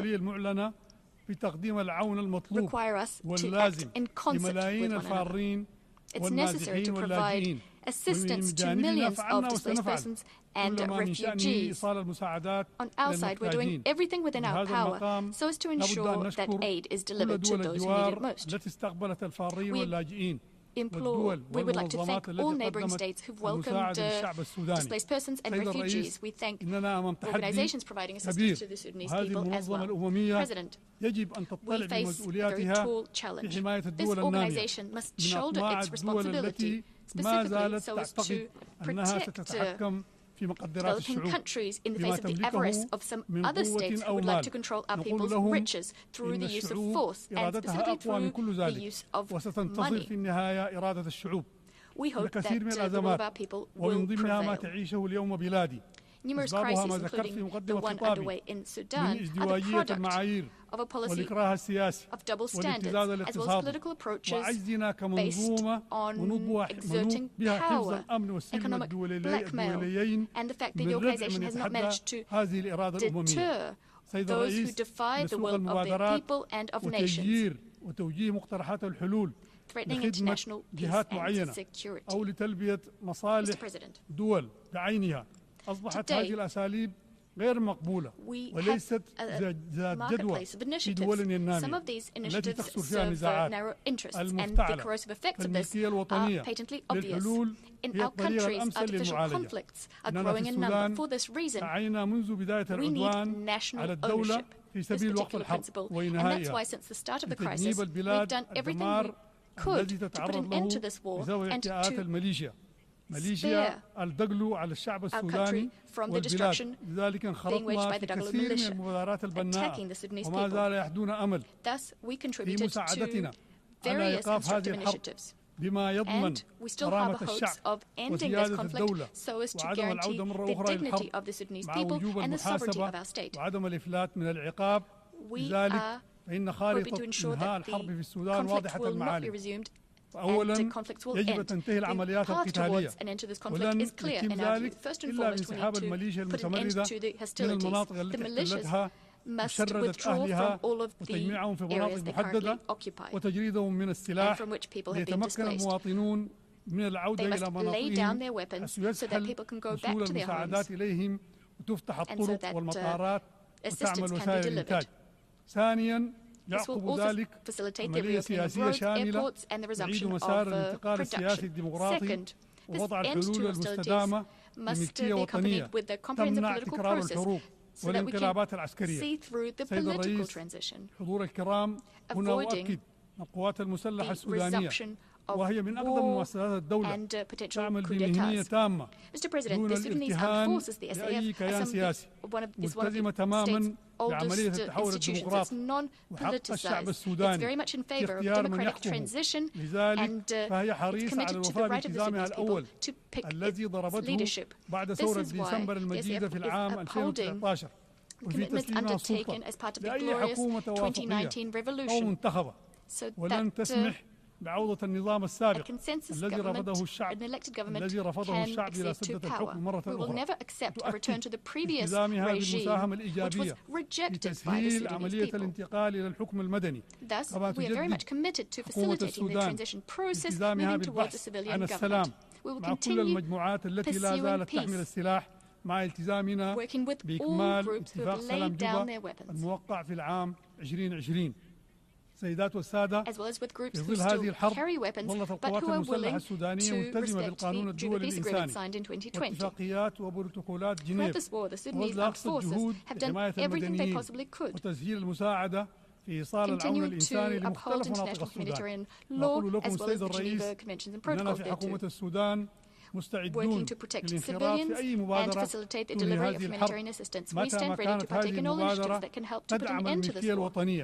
As soon as we have an initiative that would respect the principle of national ownership and will put an end to the control and occupation of our territory by this rebel militia.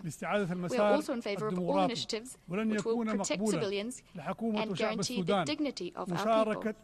These are the prerequisites for a return to democracy. It's unacceptable for a government as well as for the Sudanese people to partake in these, to see organizations who have supported the war, states who have supported the war and massacres of Sudanese partaking in such initiatives. Some of these organizations and states have allowed weapons to be funneled through their territory to the militias, and they've also provided political support to these rebel groups. We must therefore continue acting to convince the aggressors that they shouldn't be receiving this assistance. Mr. President, I'd like to thank all of the states as well as the organizations and various human rights defense groups as well as civil society organizations, all those who have tried to paint a true, accurate picture of what is happening in Sudan. I welcome the outcome of the summit, the Great Lakes Summit in Rwanda, and the meeting that took place in Yaoundé. There, at all of these meetings, the RSF were described as a rebel group working against the state, who have managed to circumscribe the activities of this group and deter them. Hopefully we'll be able to deter them from acting in a similar fashion in other countries. The RSF should be called should be called out for what they are. They've rebelled against the state. They're committing terrorist crimes and should be considered as such here at the United Nations. Mr. President, before I conclude, I'd like to reassert our position vis-à-vis the issue of Palestine and the right of the Palestinian people to establish an independent state within 1967 borders. It's necessary to put an immediate end to the aggression being waged in Gaza and in Lebanon. We also call for Palestine to become a fully fledged member of the United Nations. By way of conclusion, we'd like to extend our gratitude to all those who've supported us through these testing times. Millions of Sudanese still need your help. Thank you very much, Mr. President. I'd like to reiterate that the will of the Sudanese people will prevail. May the peace and blessings of God be upon you all. I thank you. On behalf of the Assembly, I wish to thank the President of the Transitional Sovereign Council of the Republic of the Sudan. The Assembly will now hear an address by His Excellency Carlos Manuel Villanova, President of the Democratic Republic of São Tomé and Príncipe. I request protocol to escort His Excellency, and I invite him to address the Assembly.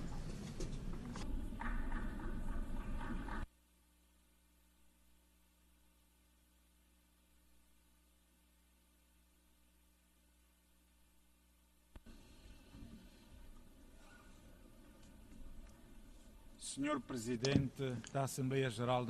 President of the General Assembly of the United Nations, distinguished head of state and government, distinguished delegates, ladies and gentlemen. It is with great honor that I address this honorable assembly representing São Tomé and Príncipe, a small island state which, like so many others, face the complex challenges of our time. On behalf of the people of São Tomé and Príncipe, I would like to congratulate you, Mr. President, and I would also like to extend to the Secretary General, António Guterres, our warmest congratulations. Excellencies. It is easy for me, as it is for anyone present in this assembly, to say that what stands out in relation to international issues is the uncertainty and insecurity that marks both the present and the future. As a small island state, my country is on the front line of the consequences of climate change, and the climate crisis represents the greatest existential threat to our populations. Although we are responsible for a tiny fraction of global greenhouse gas emissions,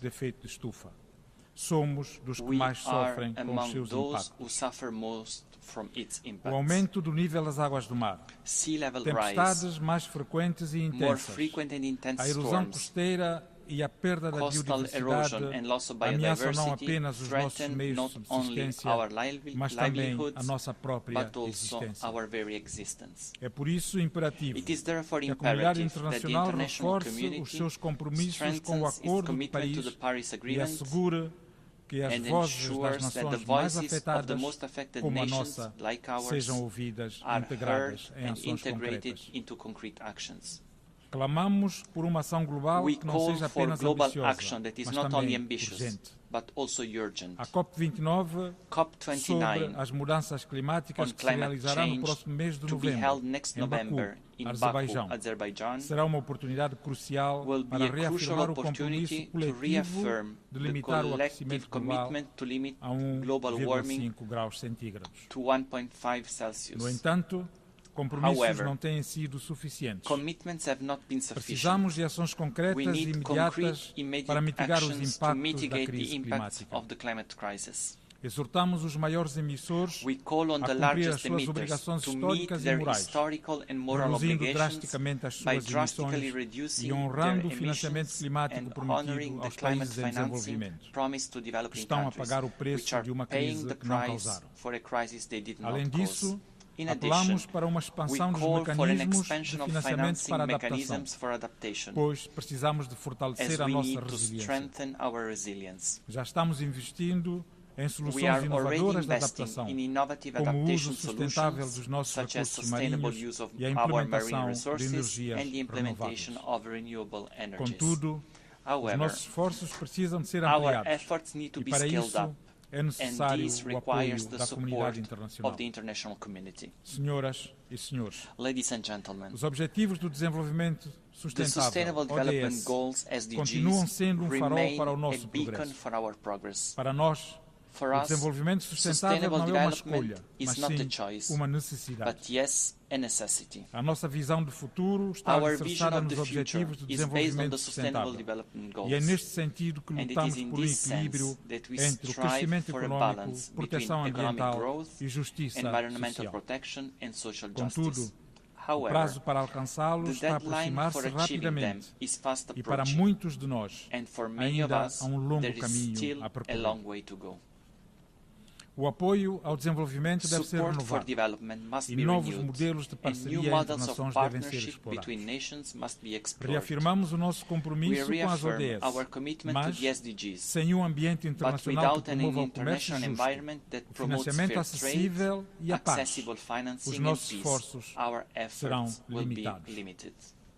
Solicitamos o apoio da comunidade internacional para que a nossa transição para uma economia verde seja acelerada e para que possamos juntos ser exemplos de como o desenvolvimento sustentável pode transformar sociedades e assegurar a prosperidade para as gerações futuras. Por outro lado, não podíamos deixar de mencionar a importância de fortalecer as instituições multilaterais e garantir que todos os Estados, independentemente do seu tamanho ou poder econômico, tenham voz nas decisões globais. O multilateralismo é o nosso melhor instrumento para enfrentar os desafios coletivos que ultrapassam fronteiras. Senhoras e senhores, a paz e a segurança global enfrentam ameaças crescentes, desde conflitos armados até a proliferação de armas de destruição em massa. O continente africano continua a ser palco de conflitos prolongados, que resultam em sofrimentos profundos e inaceitáveis. Conflitos esses que demonstram a necessidade de maior intervenção diplomática e de soluções africanas para os problemas africanos. São Tomé e Príncipe apela à comunidade internacional para intensificar os esforços de mediação e de apoio à resolução pacífica de conflitos em África, sempre respeitando a soberania das nações. A paz é a base sobre a qual construímos o desenvolvimento. Infelizmente, continuamos a testemunhar a escalada de conflitos em várias partes do mundo, como o recente agravamento da situação na faixa de Gaza e no Líbano. São Tomé e Príncipe reafirma o seu compromisso firme com os princípios da paz e dos direitos humanos e apela ao respeito pela soberania dos Estados e à intensificação dos esforços diplomáticos para a resolução pacífica do conflito. Não pode haver desenvolvimento sem paz. E a paz só é possível com justiça. Excelências. O futuro que desejamos deve ser construído sob os alicerces da cooperação, da solidariedade e da compreensão mútua. A pandemia de Covid-19 demonstrou a interdependência das nações e a necessidade de respostas conjuntas para os desafios globais. Precisamos continuar a reforçar o multilateralismo, promovendo a partilha de conhecimento, de recursos e de soluções inovadoras. São Tomé e Príncipe reafirma o seu compromisso inabalável com os princípios que regem esta organização. Acreditamos que, através do diálogo e da cooperação, seremos capazes de enfrentar os maiores desafios do nosso tempo, desde as mudanças climáticas até a pobreza, passando pela promoção dos direitos humanos e da equidade. Senhoras e senhores, a Organização das Nações Unidas completa este ano 79 anos da sua existência. É um tempo de vida que confere estatuto especial à ONU. Com efeito, esta constatação não pode ser desperdiciada. São, de facto, quase 8 décadas de labor intenso e experiências irrepetíveis, como nenhuma outra organização atingiu, no esforço de obtenção e manutenção da paz e da consulta de outros bens públicos globais. É mister enaltecermos, nesta ocasião, o empenho inelutável do Sr. Secretário-Geral, cuja ação em todas as frentes sensibiliza-nos profundamente. Diante dos nossos persistentes dilemas, é imperioso trazer para o cenário mundial um novo conteúdo de esperança. Este é um objetivo e um papel incontornável das Nações Unidas, mas essa missão é igualmente nossa. A aflição atual do mundo não é uma inevitabilidade. Se esvaziarmos as Nações Unidas e se cada Estado incorre no espírito de cada um lutar por si, então o resultado será deixar sem respostas problemas globais como as guerras, crises econômicas, crises ambientais, dentre outros males. O mundo mudou desde a criação desta organização. O sistema internacional, tal como as suas instituições, deve evoluir para refletir as realidades e necessidades do presente.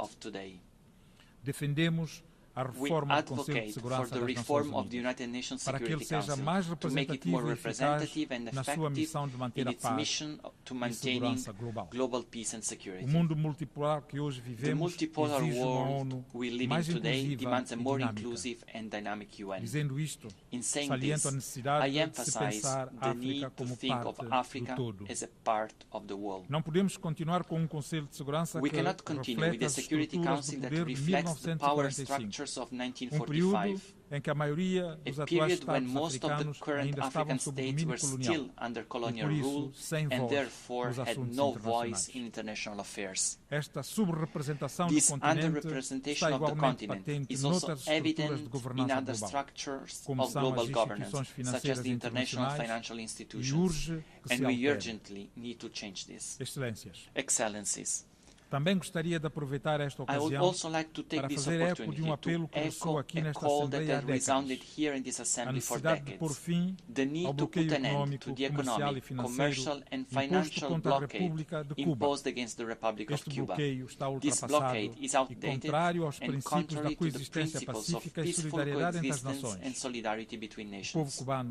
The Cuban people have shown resilience, but it is time for the international community, in particular the United Nations, to intensify its efforts to correct this injustice in the name of peace and human dignity. We also reaffirm our support for Morocco's sovereignty and congratulate the political initiatives developed in the search for a peaceful and credible solution to the dispute.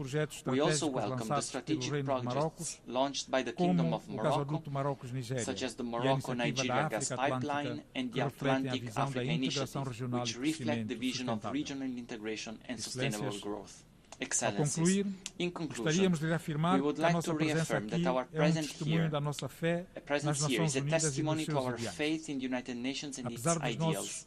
Despite our limited resources, we bring to the global table our tireless will to contribute to a fairer, safer and more sustainable world. São Tomé and Príncipe is ready to do its part and continues to work hand in hand with all the nations present to build a better future for all.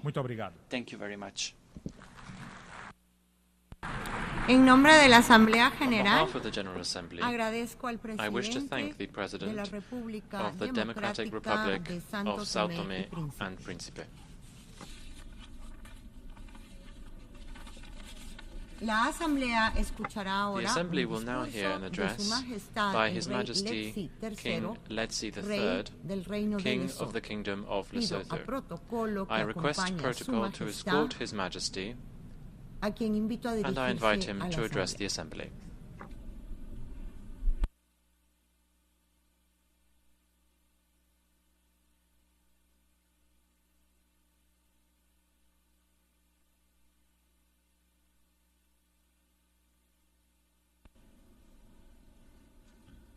Your Excellency, the President of the 79th session of the General Assembly, Your Excellencies, Heads of State and Government, Your Excellency Mr. Antonio Guterres, the Secretary General of the United Nations, distinguished delegates, ladies and gentlemen. Mr. President, I wish to congratulate you on your well-deserved election to the office of President of the 79th session of the General Assembly. I am confident that with your vast experience and wealth of knowledge, you will successfully guide the Assembly to live up to its commitments. I therefore assure you of my delegation's full support and cooperation in all your endeavors. I would also like to pay my tribute to your predecessor, Mr. Dennis Francis, for the excellent manner in which he discharged his duties as President of the Assembly during the 78th session. To Secretary General Mr. Antonio Guterres, I express my country's deep gratitude and unwavering support for your exceptional work on behalf of humanity, especially amidst the significant challenges facing multilateralism today. Under your leadership, the United Nations has navigated numerous obstacles, including the COVID-19 pandemic, escalating debt crises, and the impacts of climate change. In your address to the General Assembly, you highlighted the importance of peace within communities, peace with justice, peace with dignity, and peace with nature, emphasizing that building peace is humanity's greatest responsibility. The UN was founded on the belief that nations can and should live together in peace and work with each other to resolve conflicts peacefully for the betterment of our lives. It also established the framework for justice, respect for international law, and the promotion of global socio-economic development.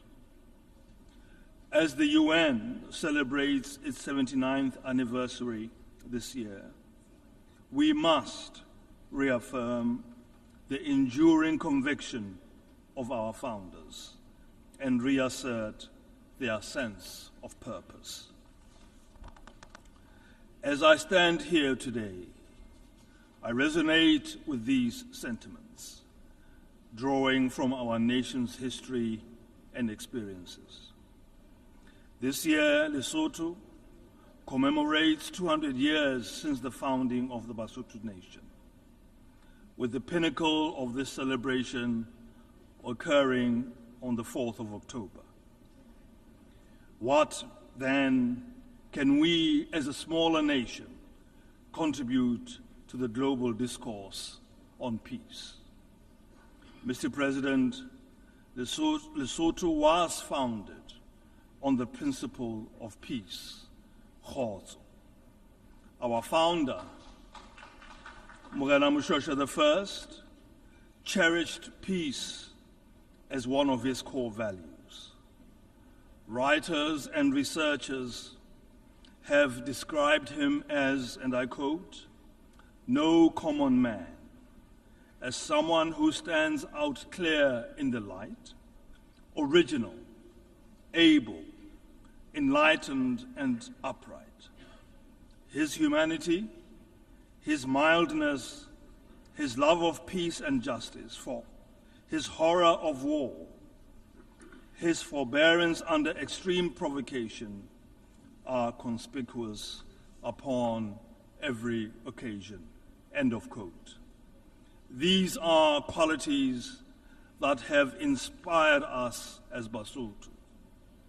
Morena Moshoeshoe I was able to bring together different tribal groups, avert conflicts, and negotiate lasting peace that to this day we strive to maintain. Basotho are a nation built on tolerance, inclusion, and unity, which are also the key principles enshrined in the Secretary General's new agenda for peace. It is in this context that we hail as most appropriate the theme chosen for our general debate this year, namely, leaving no one behind, acting together for the advancement of peace, sustainable development, and human dignity for present and future generations. The relevance of this theme at the present juncture in international relations is beyond doubt. Through collective action, we can conquer the challenges facing humanity and realize a sustainable future for all.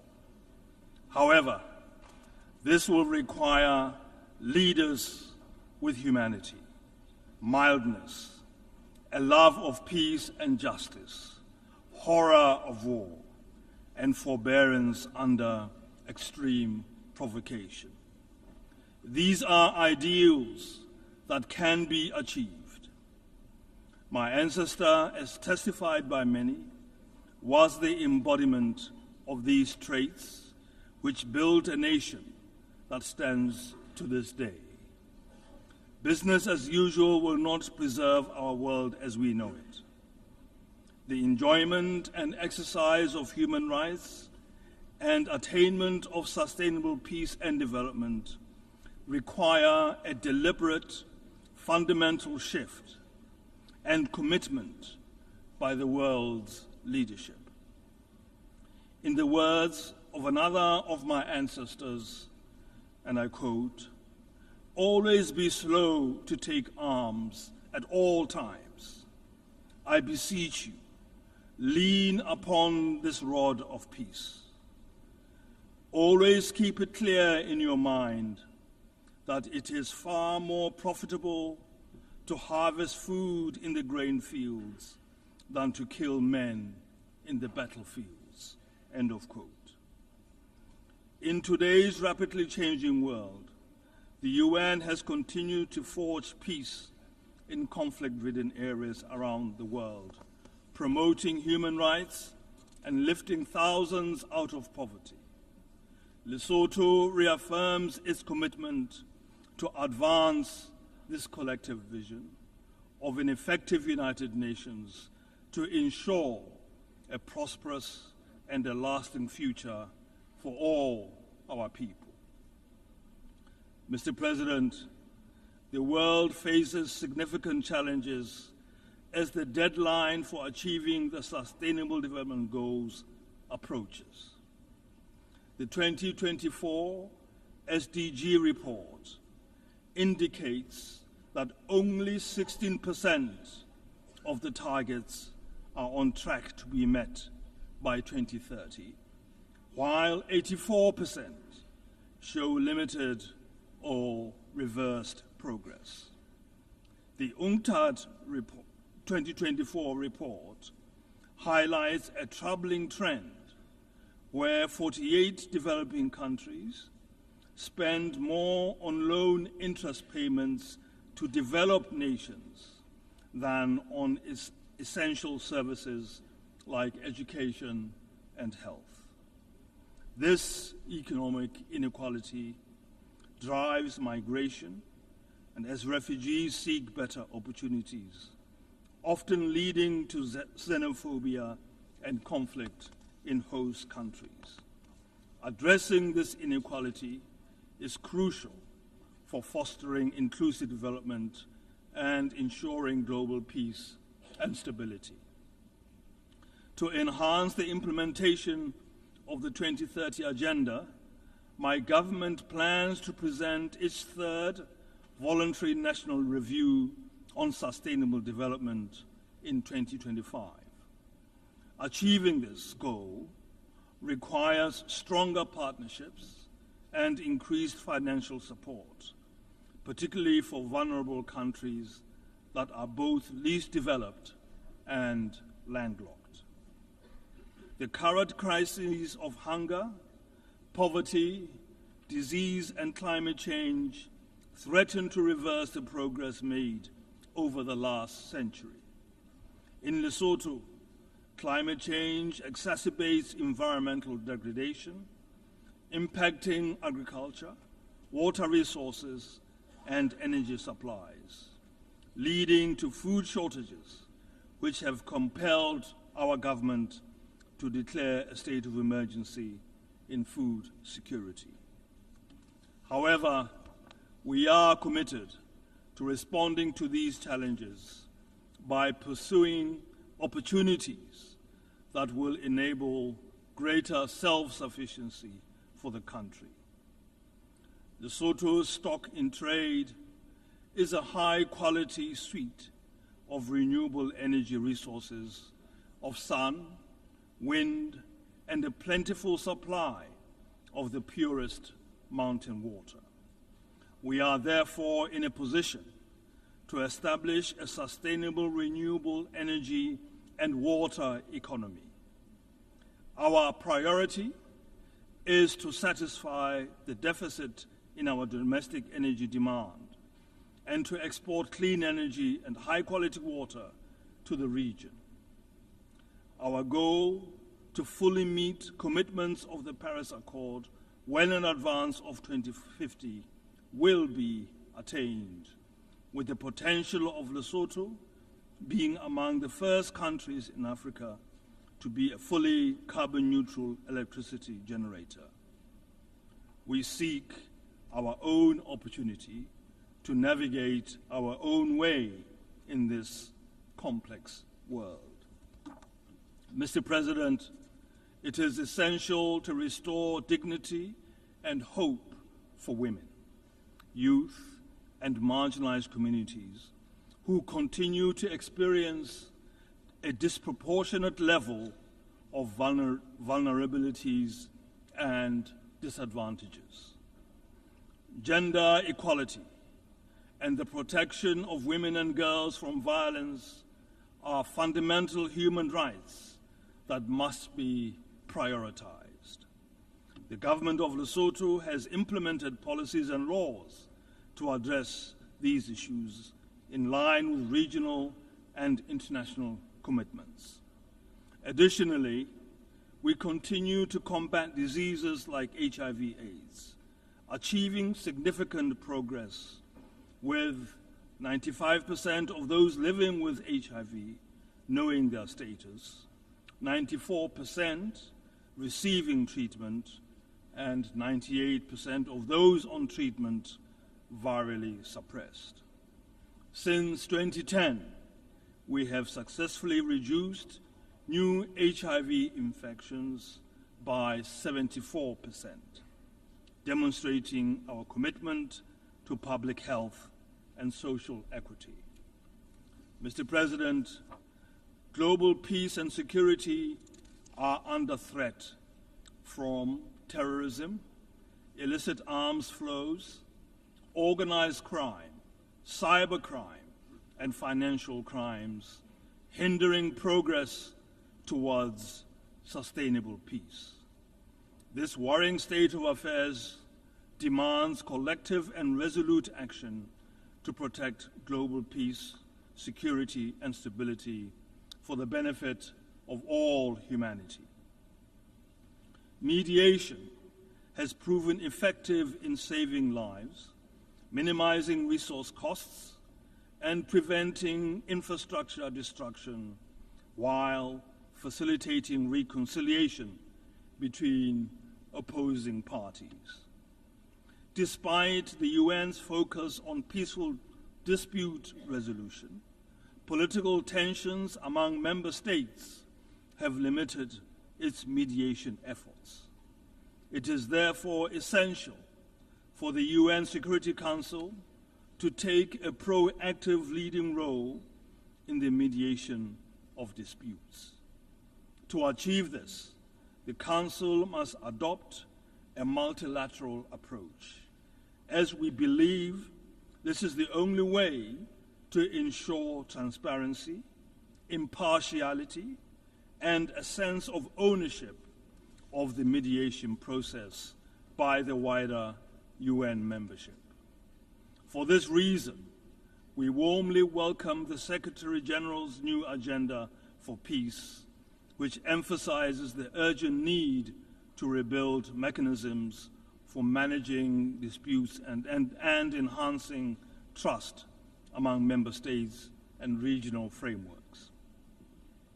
Mr. President, respecting and upholding human rights is a fundamental obligation of all states as outlined in the United Nations Charter. Self-determination and independence are essential rights that should be accessible to all people. We urge the full implementation of United Nations resolutions aimed at ending all forms of colonialism and occupation, particularly emphasizing the need for the self-determination of the people of the Western Sahara. Mr. President, the situation in the Middle East, especially the ongoing human rights violations in Gaza requires urgent attention. We renew our call for a ceasefire, as both the General Assembly and the Security Council have repeatedly advocated for one. The high cost of war is a burden humanity should not bear. We believe in a two-state solution that allows Israelis and Palestinians to coexist peacefully and securely. Genuine dialogue and mediation, respecting the rights and concerns of both parties, are crucial for resolving the Palestine question. Additionally, we call for a mediated solution to the unilateral coercive measures on Cuba, as the international community has consistently demanded the lifting of the economic and commercial embargo. Cuba, like all member states, deserves the right to participate freely in international trade. And we also reiterate our call for the lifting of sanctions on Zimbabwe. Mr. President, to conclude, we would like to reiterate our belief in the principle of subsidiarity, recognizing the Security Council's primary responsibility for maintaining international peace and security. We, therefore, call for greater and more effective cooperation between the Council and regional organizations as outlined in Chapter 8 of the UN Charter. The strengthening of this cooperation is crucial for the swift resolution of regional conflicts.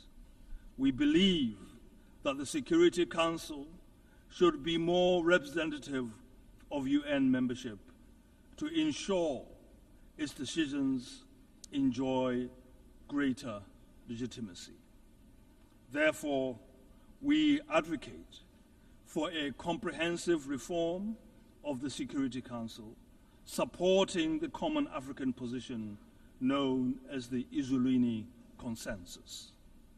We also believe that the UN should continue to be a place where all our aspirations for a better and secure life for humanity must be championed. Let us work together to build a United Nations that reflects a broad consensus among member states, reinforcing its central role in global governance and fostering collaboration with regional organizations while ensuring that all members respect its charter. I thank you.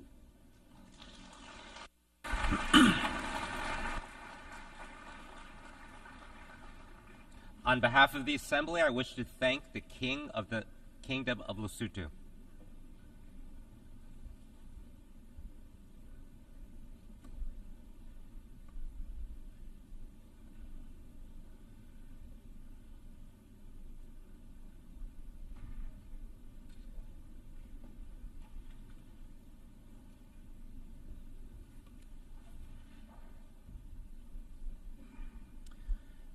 The Assembly will hear an address by Her Excellency Gordana Silyanovska-Davgova, President of the Republic of North Macedonia.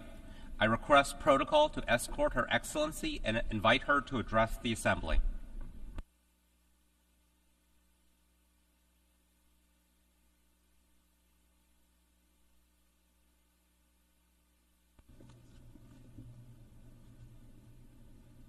Почитуван председателе на Генералното собрание на Обединетите нации, ценити екселенции, дами и господа. Поупатените во македонскиот случај знаат за сцилите и харибдите низ кои помина и се уште минува мојата татковина, малата балканска држава, која што иако индиректно, како една од 6 конститутивни југословенски републики, учествуваше во создавањето на Обединетите нации, при приемот во ООН во 1993 година се соочи со голема неправда.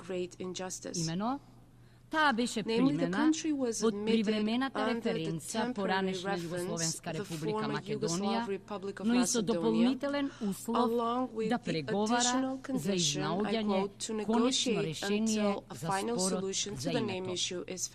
Во 2018 година беше подпишан и ратификуван Преспанскиот договор, кој што следува неуспешен референдум и уставни измени со кои Република Македонија формално правно стана Република Северна Македонија.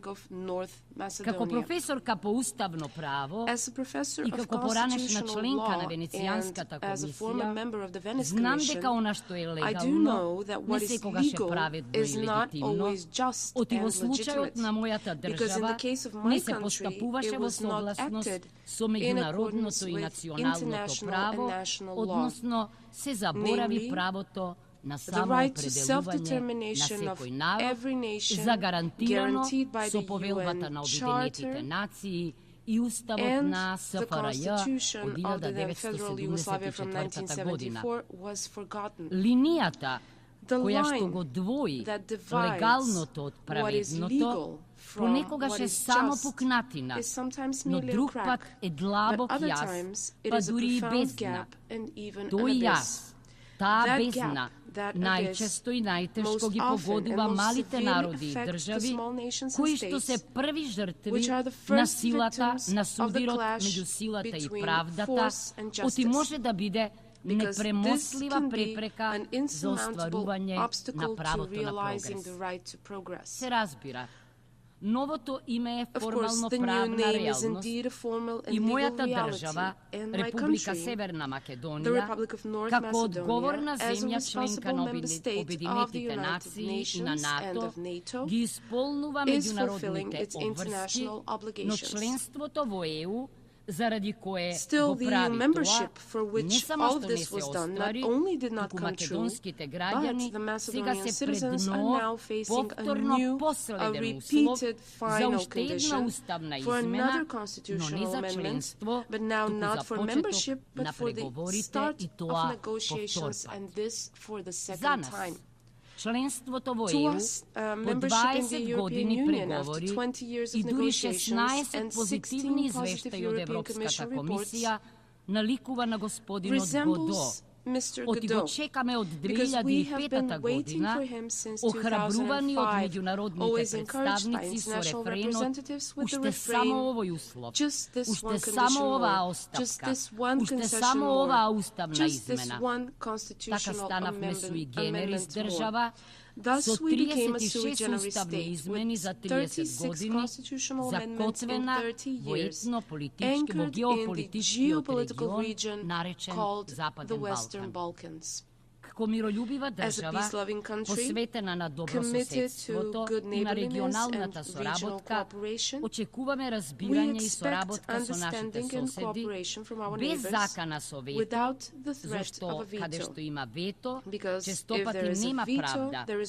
Ветото стана инструмент за билатерализација на евроинтеграцијата, односно нејзина стагнација, во услови на конфликт на европското тло, стагнацијата на евроинтеграцијата не само што ги демотивира македонските граѓани и ги забавува реформите, туку и го дестабилизира регионот на југоисточна Европа, оставајќи простор за продор на малигни империјални и великодржавни влијанија.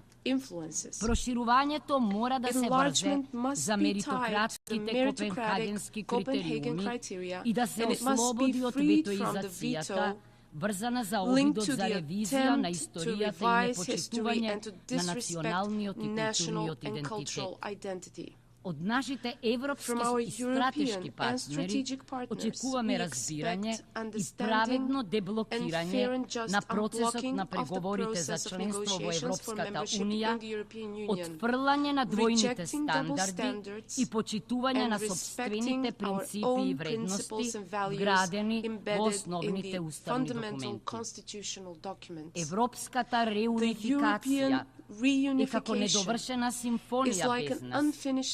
Evropskata unija ne je samo politički sistem, tuku i politička filozofija, bo koja veruvat najgolemi od broj makedonski i balkanski političari, akteri i građani, integracijata je moken motiv i ključna sila za demokratski razvoj, celostната integracija na Balkan od EU, ke stavi kraj na beskrajното prekrojuvanje na granicite i na balkanizacijata kako fenomen, no se razbira. Balkanskite državi mora da se odnesuvat spored evropskite standardi, regionalno povrзувайки се i sоработувайки. Драгоцено е искуството и очекувана е помощта на земјите од регионот, кои станаа дел од ЕУ, но и на оние кои што се натрасирани од европски пат. Мора да научиме да се подржуваме едни со други, како во случајот со ковидот, поплавите и пожарите, наместо да се блокираме на европскиот пат. Homo Balkanicus може да биде Homo Europicus, кога сака. Ценити екселенции, линијата која што го двои легалното од праведното се провлекува не само во македонскиот случај, туку и низ речиси сите прашања што се на агендата на Обединетите нации, вклучително и оние опфатени во темата на годинешнава генерална дебата, не оставајќи никого зад себе, действувајќи заедно за унапредување на мирот, одржливиот развој и човечкото достоинство за сегашната и за идните генерации. Соочени сме со големи прашања. Да почнам од најважното. Мирот. Можен ли е праведен мир, кога се соочуваме со се повеќе војни и со флагрантно кршење на повелбата на Обединетите нации? Можен ли е праведен мир со се подлабоката милитаризација на политиката и со новата трка во вооружувањето? Можно ли е човечко достоинство во амбиент на двојни стандарди, кога човечкиот живот не е еднакво вреднуван и кога страдањата на невините жртви во конфликтите не се еднакво третирани? Како да постигнеме праведен развој, втурнати во трката за профит на сметка на народите на планетата, кога глобалните ресурси се жртвувани, маргинализирани, фрлени на периферијата, заборавени во националните и корпоративните политики и акции? Како да се постигне социјална правда во услови на растечка економска, образовна, родова и дигитална нееднаквост меѓу државите и во самите држави, со се помалубројни победници и се побројни губитници на глобализацијата и дигитализацијата, првиве потонати во декаденција, а вториве во пауперизација. Како ќе обезбедиме генерацијска правда, ако продолжиме со неодговорната и неконтролирана експлоатација на ограничените ресурси? Како ќе се создаде безбедна и одржлива иднина за нашите потомци, ако се продолжи со екоцидните производствени практики и конзумерски навики, што ставаат след задушено аерозагадувањето, затруен со пестицидите и затрупан со пластика. Со алармантното ниво на емисии на стакленички гасови, што забрзано водат до климатски промени со катастрофални последици, дали ние воопшто можеме да зборуваме за одржливост или пак треба да почнеме да размислуваме за преживување, способност за живење sustainability versus habitability. Glavniот проблем е што сите овие неправди се системски, што значи дека ако не се легализирани, тогаш се премолчено толерирани. Она што е легално, за жал, не секогаш е праведно и морално, да повторам уште еднаш. Зашто е тоа така? Во најпознатиот диалог за моќта и за правдата, Тукидид подсетува дека правдата е збор кој има вредност во расправиите меѓу луѓето само кога двете страни имаат подеднаква сила. Во останатите случаи, силните го прават тоа што можат, а слабите она што мораат. Но Обединетите нации постојат за да го облагородат суровиот Тукидитов свет, со тоа што, обезбедувајќи правна еднаквост меѓу нациите, ќе скротат моќта на големите и ќе ги заштитат малите народи. Токму таа правна еднаквост е предуслов за постигнување на врвните цели на Обединетите нации: мирот и безбедноста, човековите права и одржливиот развој. Обединетите нации постојат за да го надминат или барем да го намалат јазот меѓу легалното и праведното. Пред голем предизвик сме. Како правното да стане и праведно, односно праведното легално, и како она што е легално и праведно да се имплементира. Почитувани присутни, нема едноставни, ефтини и безболни решенија за овој воен предизвик. Тука, во оваа свечена сала на Генералното собрание, со години лидерите на светот ги споделуваат своите очекувања и разочарувања од Обединетите нации, што неретко осцилира помеѓу две вредности: утопискиот оптимизам од една страна и нихилистичкиот песимизам од друга страна. Но реалноста е комплексна и содржи и успеси и неуспеси. Обединетите нации превенираа нова светска војна, но не успеа да ги превенираат и спречат регионалните конфликти, вклучително и војната во Украина и крвопролевањето на Блискиот Исток, чии сцени наликуваат на Герника од Пикасо. Светската организација крена милиони луѓе од сиромаштијата, но се уште не успева да ја искорени. Владта, со правото на самоопределување, го забрза процесот на деколонизацијата, но не успева да го надмине јазот меѓу богатиот север и сиромашниот југ. Обединетите нации се главниот двигател за решавањето на глобалните безбедности, мигрантски, здравствени, еколошки, енергетски и климатски кризи, но ретко која од нив е потполно и праведно разрешена. Резолуциите на ова Генерално собрание ја одразуваат волјата на мнозинството нации, но не секогаш се доследно почитувани. Меѓународниот суд на правдата е крајната инстанца на правда меѓу државите, а сепак неговите пресуди не секогаш се спроведувани, па дури и се третираат како совети.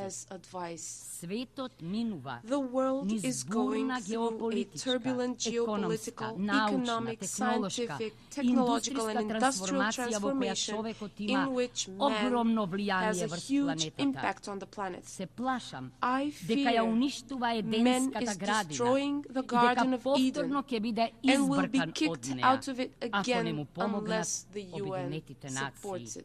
Но надлежностите, структурите и процедурите на Обединетите нации, како да се замрзнати во времето на нивното основање во 1945 година, наместо зголемена соработка и акција за горливите прашања, се интензивира геополитичкото ривалство и новата трка во вооружување, што забрзано не турка кон состојба што наликува на нова втора студена војна и на Орвеловиот свет. Ретко кога Обединетите нации ни биле толку потребни како денес, а сепак ретко кога Обединетите нации биле толку политички маргинализирани како што се денес. Дами и господа, почитувани колеги, за да се надмине оваа политичка маргинализација, потребен е нов дух на мултилатерализам, што ќе ги ублажи геополитичките ривалства и ќе ја зголеми довербата и соработката меѓу државите околу споделените предизвици. Тој мултилатерализам се потпира врз три столба. Првиот е доследното почитување на повелбата на Обединетите нации и на меѓународното право кое што постои за да ги заштити послабите од предаторските инстинкти на посилните. Во овој контекст, македонската држава цврсто стои на ставот дека територијалните претензии и обидот да се стекне територија со сила се флагрантно кршење на повелбата на Обединетите нации. Кога опасните преседани остануваат неоспорени, тие се трансформираат во толерирани практики што го загрозуваат светскиот мир и безбедноста. Затоа, ние ги поддржуваме заложбите за одржлив, праведен и траен мир во Украина, темелен врз меѓународното право, вклучително и повелбата на Обединетите нации на тој план. Целосно се согласивме со заедничката надворешна и безбедносна политика на Европската Унија. Ова е важно за нас, бидејќи војните и конфликтите се одразуваат и на мирот и стабилноста на југоисточна Европа и Западниот Балкан, на мултилатерализмот зависи и од почитувањето на меѓународните договори. Како држава посветена на добрососедството и регионалната соработка, ние ги почитуваме билатералните договори со нашите соседи и очекуваме и нашите соседи да ги почитуваат договорите без да го злоупотребуваат правото на вето. Вториот столб на мултилатерализмот е доследното спроведување на целите за одржлив развој и на сродниот Париски договор и рамката од Сендај за намалување на ризиците од катастрофи. На национален план, со поддршка од Обединетите нации и од нивните агенции, ние ја вклучуваме агендата 2030 во нашите долгорочни развојни стратегии, политики и закони. Високо на нашата агенда се климатската акција и зелената и праведна транзиција, родовата еднаквост и борбата против дискриминацијата на жените и девојките, како и вклучувањето на младите во процесите на одлучување. 2/3 од целите за одржлив развој се директно поврзани со европското законодавство, па Обединетите нации ни помагаат во спроведувањето на европските реформи и за тоа сме им благодарни. Третиот столб на новиот мултилатерализам го гледам во поголемата посветеност кон реформа на Обединетите нации, што ќе биде суштинска, а не козметичка и корективна.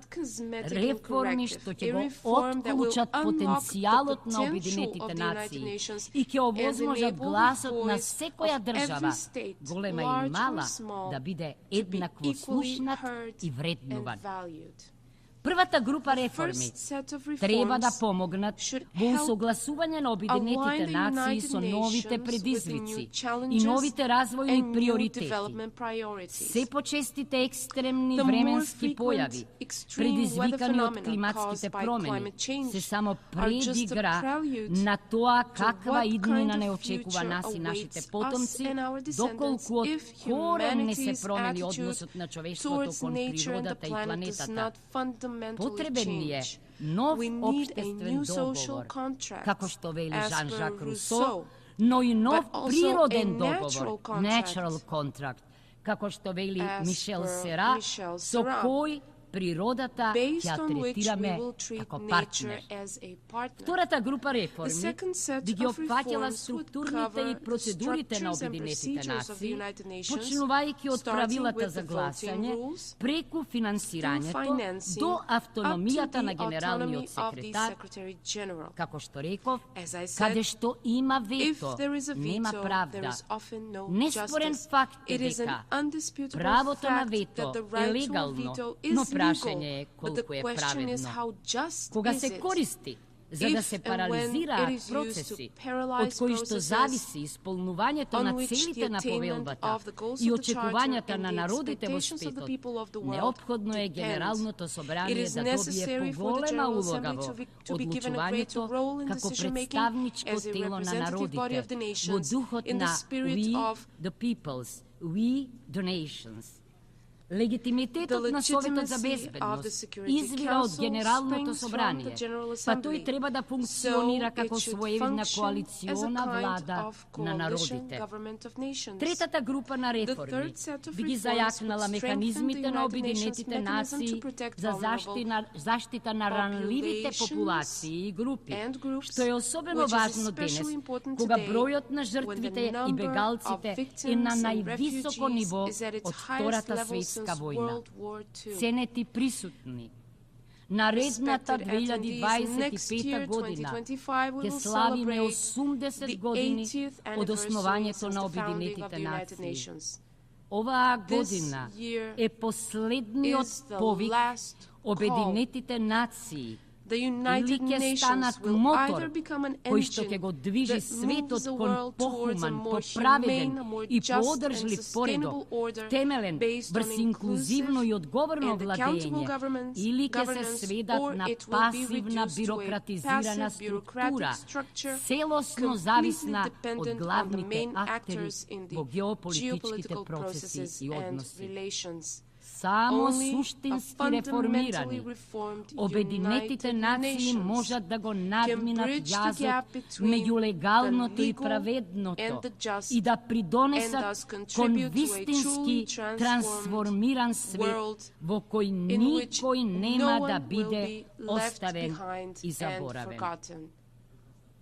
Like in the song of John Lennon, Imagine.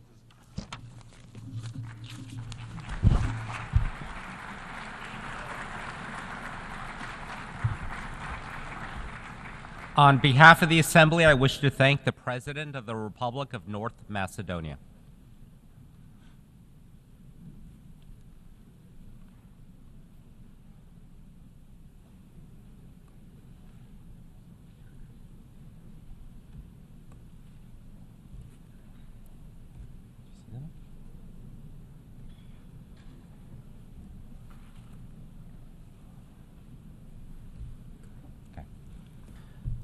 The Assembly will hear an address by His Excellency Luis Lacalle Pou, President of the Eastern Republic of Uruguay. I request protocol to escort His Excellency and invite him to address the Assembly.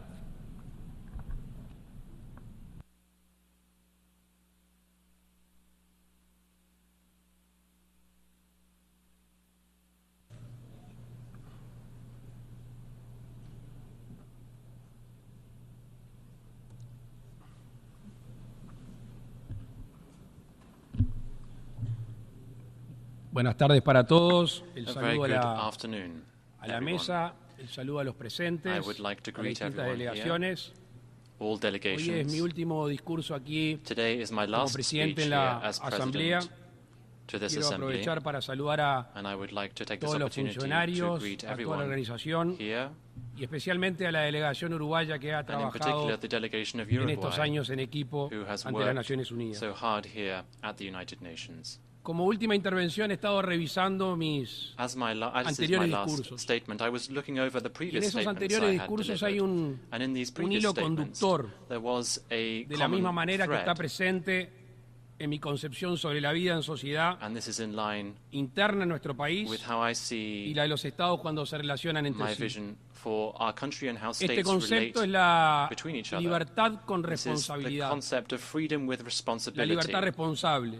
responsible Y me freedom. atrevo a decir que la primera no I would existiría venture to say sin la presencia de la segunda. that the first can't exist without the second. De hecho, la vida en sociedad The life trata del in desarrollo del society individuo is y about al the mismo development tiempo of the del bien común. individual and at the same time the common good. Así lo ha enunciado nuestra Constitución That is what our desde Constitution la said época de nuestra independencia. since our country became independent. Y obviamente ha ido evolucionando And of course this has con el evolved cambio de las costumbres sociales. over time with the changes in social Es customs. imposible entender a la humanidad It is impossible to understand humanity sin entender las concesiones que los without individuos hacen understanding para el bien the común. concessions that the individuals make for the En el common good. entendido que esencialmente somos seres sociales Essentially, we are social y esto beings, termina satisfaciendo a cada uno and this de las personas, o ultimately por lo menos impacts everyone, debería de poder hacerlo. or at least that should Y be esto es the lo que me ha case. inspirado And that is what inspired me como presidente de mi país as y president el of my espíritu con el cual he country, venido and in the spirit that a I estas have asambleas. come with to this assembly. Estoy convencido que la I globalización am se va a profundizar convinced that cada vez globalization will más only continue y further, esta es una excelente and this oportunidad represents an excellent opportunity para entendernos más, to understand para ourselves conocernos better más y para aprovechar las sinergias and to take del advantage encuentro de of the distintas culturas. synergies that can be taken Eso va a ser advantage of when posible different siempre y cultures cuando meet. This can be the seamos case tolerantes provided that y we are respetuosos del tolerant país de aquellos que piensan distinto. and respectful of those who may think differently from us. Al mismo tiempo, At the same tenemos la time, obligación de profundizar we must also el criterio de libertad y de justicia deepen the criterion of Sobre freedom todo aquí, and justice, en el ámbito in particular internacional. here at the international stage. Y para que eso sea posible, For this to be todos debemos de possible, hacer el esfuerzo en la medida de nuestras We posibilidades. must all make this effort as far as we are able to. Esfuerzo o concesiones, por supuesto, que no The signifiquen effort to ni make pérdida de libertad, ni concessions, of pérdida de course, that doesn't mean the independencia, loss of ni freedom or pérdida de independence soberanía. or the loss of any sovereignty. Al mismo tiempo son At the necesarios same mecanismos time, we also need justos, to have fair donde el derecho internacional mechanisms se aplique where international a law todos is por igual, applied to all equally, sin importar el tamaño del regardless país of the country's y size sin importar el poderío económico. and regardless of the country's economic power. Tenemos que colaborar en construir un We must derecho work together to internacional build international law, creíble y which is sólido. credible and robust. Acuerdos, tratados, Agreements, convenciones, treaties, documentos conventions, que documents se firmen that are y que no se signed cumplan and are not solo colaboran implemented en erosionar a only este derecho tan frágil como es leads to weakening el derecho internacional. international law. Por supuesto que ningún país ha sido obligado a participar ni Of a course, pertenecer. no country was de obliged estos to organismos. participate in these organizations. Lo que eso no significa que podamos ser, y lo somos, That means that we can críticos be and we en el are funcionamiento critical en of varios how aspectos. the organizations work in Pero some ¿cuál es la otra ways. opción? But what's the other option? ¿Es aislarse? It would be ¿Se to entiende isolate en este oneself mundo tan interconectado in this alguien que busque interconnected aislarse? world. Bueno, ¿verdad que no? Well, that wouldn't make any sense. Entonces, gran parte de las libertades So, a large dentro de nuestros part países of the freedom y en within el our concierto countries internacional, and the international stage así como garantizar la justicia, and to uphold recae justice, en large part of gobernantes this falls on y recae en los líderes. those who govern and leaders. Y en este mundo moderno donde And los in this discursos modern world generan acciones, where speeches lead to un líder actions, importante, un gobernante importante, con important su sola palabra leader, ya genera just with what they say, consecuencias positivas can lead to o negativas, positive or ya sea en su negative país o en el concierto repercussions in their country or indeed internacional. beyond. Y eso nos obliga a ser mucho más That means cuidadosos that we must be much more al careful momento de poder estimular la unidad when we y no try la to desunión interna ni entre las stimulate naciones. unity and not division within and beyond nations. La dinámica política ha llevado a que algunos líderes hagan de la división una herramienta Politics has meant that some para llegar al leaders have poder used division as a y para tool mantenerse en to él. reach power and to stay in power. Porque claramente una cosa es defender Because, creencias of y course, valores propios there's one thing to defend o de un one's own conjunto de beliefs individuos or those shared by some y otra individuals, and it's quite es another atacar thing las creencias to attack y la vida de others' otras beliefs and others' way comunidades. of life. En algunos países, tanto la In democracia some formal, countries, las elecciones, la formal constitución, democracy in las terms of leyes, elections, constitutions, como and la laws, democracia material, que es la que such as viven a the diariamente material, which is the material los democracy ciudadanos, that citizens experience on a daily la basis. práctica defectuosa de estas hacen que la Sometimes, libertad sea un when bien that escaso. is weakened, that means that people's freedom can be affected. Y no puedo dejar pasar And I cannot y no puedo dejar de mencionar lo que está sucediendo ignore to en mention Venezuela. what is happening in Venezuela. Entre otras cosas porque esto no es nuevo en nuestra postura. Among other things, because this isn't a new Por position suerte, that we are taking. siempre estuvimos Fortunately, lejos we have always de been ese régimen far autoritario from this authoritarian regime, e intolerante, this intolerant que ha regime, atentado contra la libertad which has y ha attacked atentado contra el bien común. freedom and the common good. Todos sabemos lo que viene pasando ya We hace all mucho tiempo know what has been going on for en este quite país. a while in that country. Y muchos gobiernos And many y governments muchos líderes mundiales and many han mirado global para el costado. leaders have turned a blind eye. Por falta de interés, algunos de ellos, And for o lamentablemente a lack of algunos, interest, some of them, por interés. or unfortunately because of their interests. Yo creo que acá ya no se Some. trata de presentar las actas de las elecciones, I'm not going to go into the ni nada que se le situation parezca. of the Acá se trata de elections. condenar el fraude, se trata de condenar el régimen, Ultimately, one has to call out condenar the no regime solo and the un proceso situation electoral of the elections, viciado. and not just the Hay distorted que electoral hacerlo también con la process. persecución This also has política, to be done in con la terms of violación de los the derechos political humanos, persecution that is con la going on prisión and the violations of human rights arbitraria. and arbitrary detentions. Sé que muchos gobernantes, I jefes know de gobierno, that jefes de many Estado heads en of este state and estrado han hablado al respecto. government have spoken A about mí me this. parece que ha llegado la hora de actuar. It seems to me that now is the time Ha to llegado act. la hora de actuar por Venezuela, We need to act por los for venezolanos. Venezuela and for the Y Venezuelan también people. permítanme And also, que si la comunidad internacional if the es international tolerante community ante estas actitudes, tolerates these solo resta attitudes, esperar then we saber just cuál va a ser el próximo país we'll just wait to see que va a verse what the sometido next country would be a lo que están sometidos that would be subjected los to a similar venezolanos. fate as the Venezuelans are.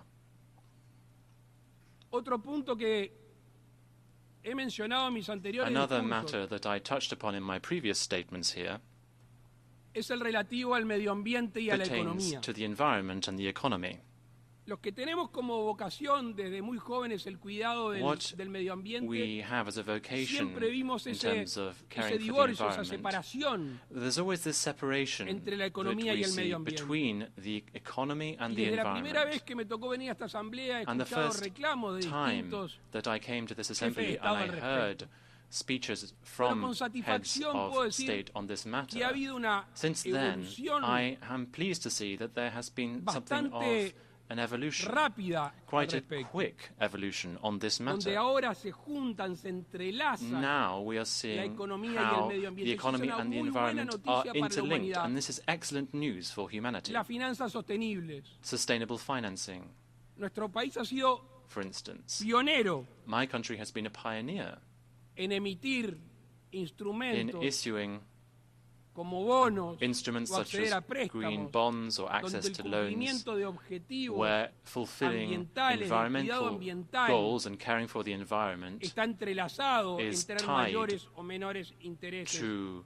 según these financial rendimiento. products according to Y performance. esto tiene un efecto And this en cascada muy has interesante a que very primero que important and ayuda a los interesting estados domino effect because it helps a states, financiarse it helps y a cuidar states el medio to ambiente. access financing and also Pero to también care el for the gobierno se puede dar environment. vuelta But also governments can y then premiar o exigir a los reward productores, a los industriales, producers and those in de industry que for teniendo good una behavior, economía limpia también se va a for acceder caring for the environment and for mejores creating a posibilidades clean economy. And cuidado ultimately that y de will obtención de lead prosperidad. to greater benefits in the future. Hace algunos minutos hablé del concepto de justicia I en mentioned el a few derecho minutes ago the internacional, concept of justice and international law. derecho que tiene un escaso poder coercitivo Now this o con law distinta aplicación is según de quién se applied trate. differently in different Hay países cases. contaminantes por excelencia There are countries who y pollute habemos países que estamos haciendo un enorme esfuerzo por revertir procesos some countries y al who mismo are tiempo making regenerar major el ecosistema. efforts to try to improve their Para que ese environmental camino situation. sea transitable a mediano y largo In order plazo, for this path to be sustainable in the medium and long se term, deben cumplir tanto los objetivos internos de mejora de los the procesos goals de cada domestically país should be y fulfilled al mismo for each tiempo country, and at the same time, asumir los compromisos countries need económicos to por parte de shoulder los países economic que lo han hecho. commitments. Más que asumirlos, cumplirlos. And in addition to just undertaking commitments, they Porque la have to ausencia de fulfill ese them. cumplimiento Because lo único que in the trae absence aparejado of es el this desestímulo implementation, en ultimately el that would cuidado lead del to ecosistema. a loss of stimulus in caring for the environment. Por último, quiero comentar Lastly, otro punto que también I just wish to mention he one other mencionado point aquí, that I have also sobre el touched cual upon no ha previously. habido un cambio positivo. And on this there hasn't been much positive Y change. estoy convencido que no es posible I'm convinced that it is not gozar possible plenamente de la libertad to en la fully comunidad internacional enjoy freedom in the si no hay international libertad de community comercio. if there isn't the freedom of trade, if there isn't Y free el trade. proteccionismo ha sido un freno Protectionism al desarrollo de nuestros has pueblos, hindered the development of our generando un peoples. círculo It has vicioso led to a vicious donde cycle se estimula el aislamiento where y se estimula el isolation is proteccionismo being stimulated and ante esas barreras protectionism is being se stimulated levantan. given these barriers that are being erected. Tenemos que tener como rumbo un mundo más abierto We have to aim a los for bienes y servicios de a more otros países. open world for other Eso no countries' goods and significa de ninguna services. manera And that does not descuidar la in any economía way doméstica. mean neglecting Es the domestic posible tener economy. políticas It is possible aperturistas to y al have mismo tiempo open-facing policies in terms of políticas de trade estímulo and also a la nacional. stimulate the Tenemos domestic que economy. construir un mundo más We have abierto to build si a es que more realmente open creemos world en la igualdad de if we really oportunidades. believe in the equality of opportunities. La contracara de esto es claro. The Es la reverse imposibilidad case o es la would be renuncia clear. a generar riqueza, That is to say, a generar we would trabajo, not al be fin y able al to cabo, generate wealth and a generate generar jobs, prosperidad. and ultimately not be able to generate prosperity Quiero if we do not repetir do hoy this. I wish to un repeat concepto que dije al today terminar una de mis a concept that I participaciones aquí en mentioned esta in one of my asamblea. previous statements to this assembly. Todos somos uno. We are all one. Y en aquel momento refería a lo que nos había, at si that es que era point, necesario, was nos había referring enseñado la pandemia. to Si es the que alguno lessons of todavía the pandemic. no se había percatado. If some people hadn't noticed that at the time. Con lo cual, además de ser una afirmación de sentido común, Ultimately, this is an yo affirmation creo of que a esta common altura sense. funciona o debería de funcionar como una guía And I think it should also be a cotidiana compass para el for us in ejercicio our del daily gobierno, work as we tanto en lo interno exercise como en la power, both vinculación domestically bilateral and also in our o bilateral multilateral. relations and in the multilateral Créame domain as que estoy well. convencido Believe me, I am convinced que progresaríamos mucho más that we will rápido progress y much more progresaríamos quickly mucho más unidos. and much more Muchas united gracias. if we do this. Thank you.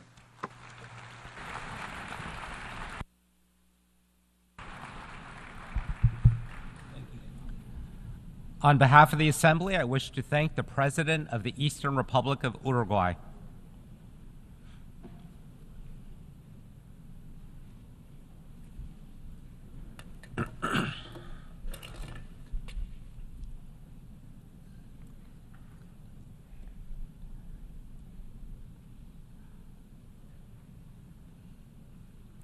The Assembly will hear an address by His Excellency Ratu Williame Mavalili Katanavere, President of the Republic of Fiji.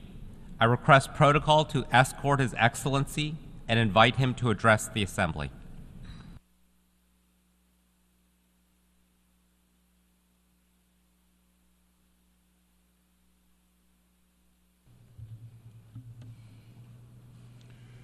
President of the United Nations General Assembly, Your Excellency Philemon Yang, Secretary General Antonio Guterres, my fellow leaders, I bring you greetings from the people of Fiji. I would also like to offer sincere congratulations to you, Mr. President, on your election to your high office, and we wish you well in the discharge of your important duties. As this is my first United Nations General Assembly, I begin by reiterating the words of the first Prime Minister of Fiji, the late Ratu Sirka Misisemara, in his inaugural address to this Assembly in 1970, and may I quote, "We do not live by bread alone, and it is only from the firm base of sound moral and spiritual standards that we can go on to meaningful economic progress. Quality should not take second place to quantity, especially when we are estimating society, its life and accepted values. Quality is measured by standards, and these standards must be observed by larger nations as well as by smaller. But it is for the United Nations to set the standards and to disseminate them widely, unquote. This statement was made when the United Nations was celebrating its 25th anniversary with the theme, Peace, Justice, and Progress. In this assembly, 54 years later, the theme of the 79th session, Unity in Diversity for the Advancement of Peace, Sustainable Development, and Human Dignity for Everyone and Everywhere, echoes similar sentiments. It resonates with us in its importance, its relevance, from when Fiji first joined the United Nations in its urgency in today's precarious global context. Climate change, sea level rise, pandemics, poverty, unsustainable development, conflicts, inequalities, injustice everywhere. The challenges are daunting.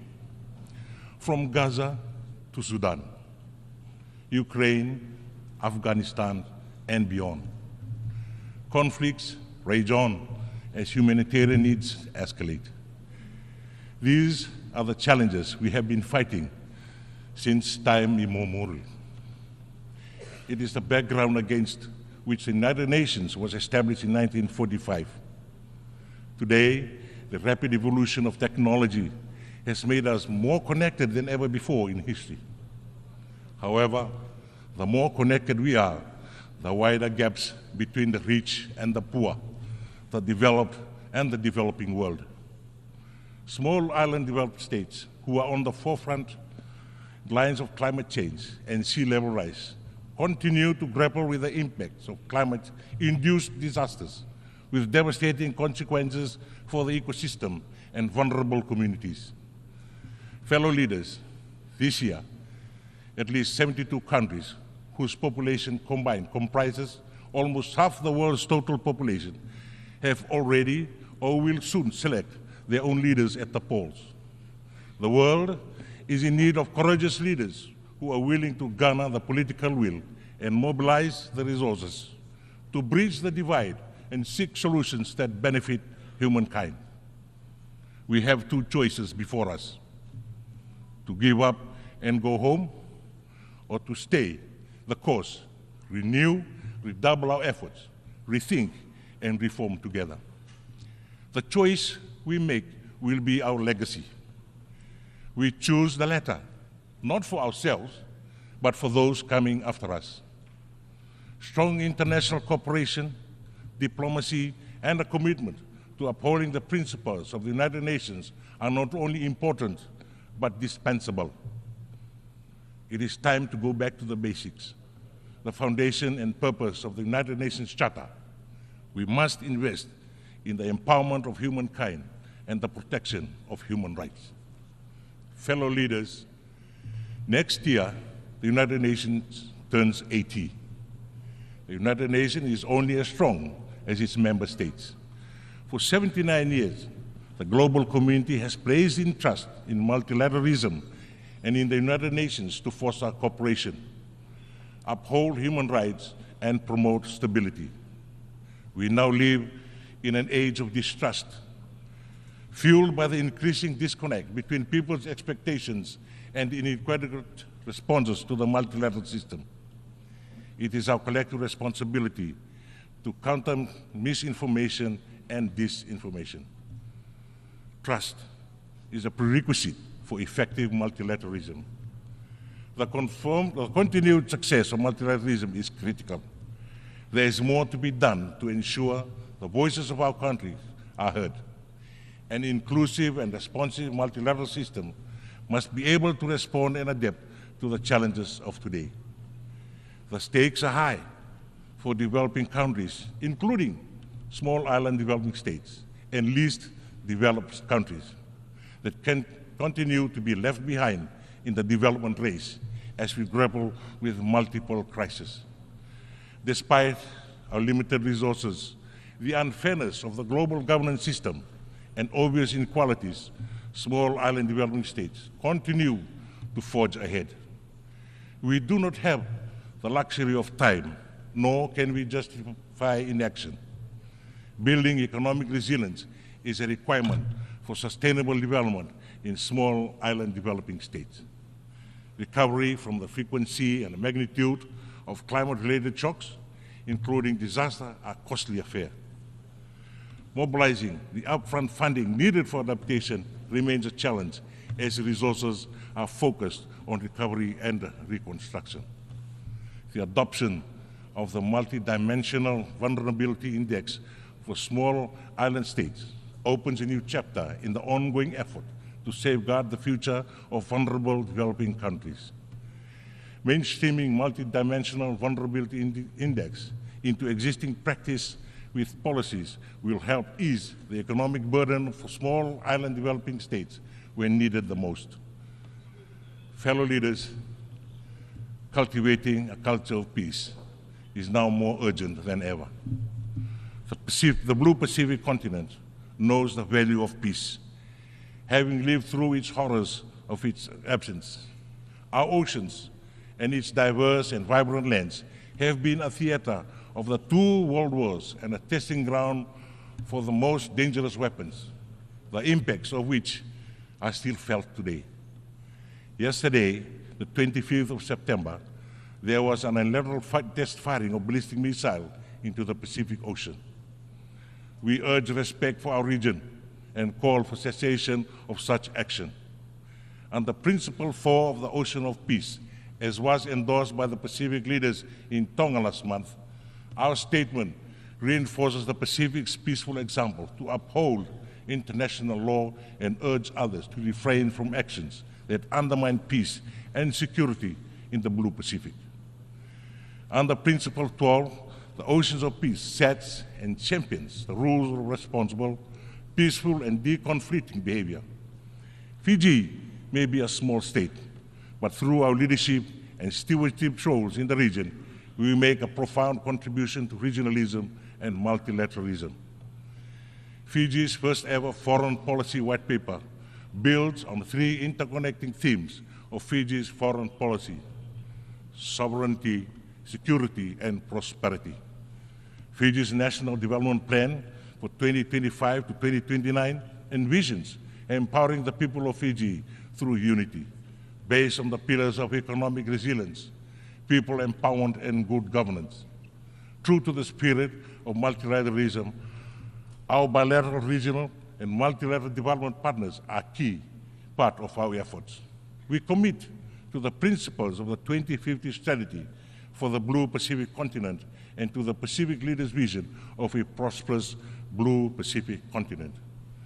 Fellow leaders, as a large ocean state, Fiji is a proud advocate for the United Nations Convention on the Laws of the Sea.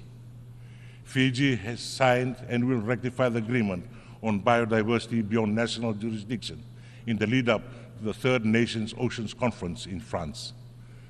Fiji has ratified the World Trade Organization agreement on fisheries subsidies, which aims to eliminate harmful subsidies that contribute to illegal, unregulated, and unreported fishing. We call for a concerted effort at the World Trade Organization to finalize Part 2 of the Fisheries Subsidies Agreement that addresses subsidies to overfishing and overcapacity. Fiji reiterates the importance of understanding the vast ocean space, guided by science and data, in order to undertake risk-informed decisions.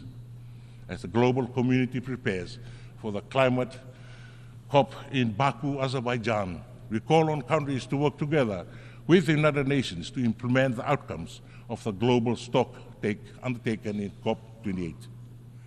Deep, rapid, and sustained reductions in greenhouse gas emissions in line with the 1.5 degrees Celsius must be vigorously pursued and accelerated. The phase-out of unabated coal power, transitioning away from fossil fuels in energy systems, will contribute to the achievements of net zero targets by 2050. Both adaptation and mitigation finances require a substantial increase. We call on states to commit to finalizing the new collective quantified goal and address glaring gaps in climate finance. The momentum from COP27 and COP28 on the Loss and Damage Fund and the Santiago Network must be accelerated in order to protect vulnerable communities who stand to lose most from the climate crisis, particularly in small island developing states and least developed countries. By 2050, around 240 of our coastal communities will be displaced due to sea level rise. 42 communities are in urgent need of relocation. With limitation of the multilateral climate financing architecture, Fiji has established the world's first national relocation trust fund to support our relocation costs. We have issued domestic and international green and blue bonds, piloted low-cost parametric insurance products for rural communities, and engaged in the private sector in climate resilience building.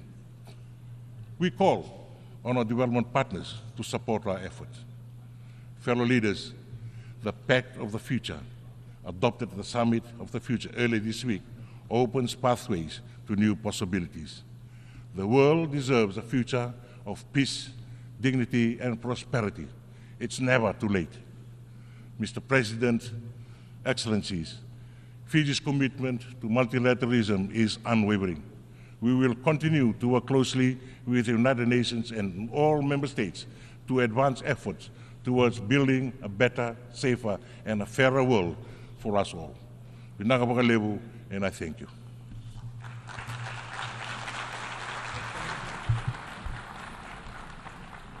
On behalf of the Assembly, I wish to thank the President of the Republic of Fiji. The Assembly will continue its consideration of Agenda Item 8, entitled General Debate. The Assembly will hear an address by His Excellency Teodoro Ngema Obiang Mangwe, Vice President in charge of National Defense and State Security of the Republic of Equatorial Guinea. I request protocol to escort His Excellency and invite him to address the Assembly.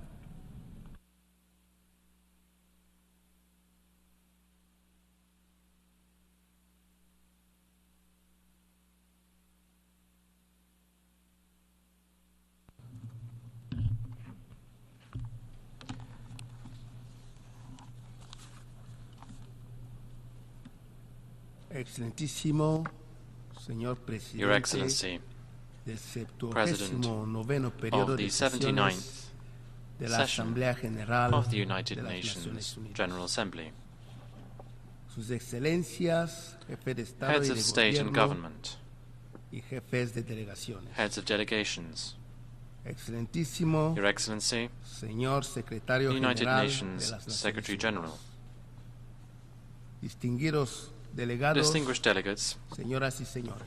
ladies and gentlemen,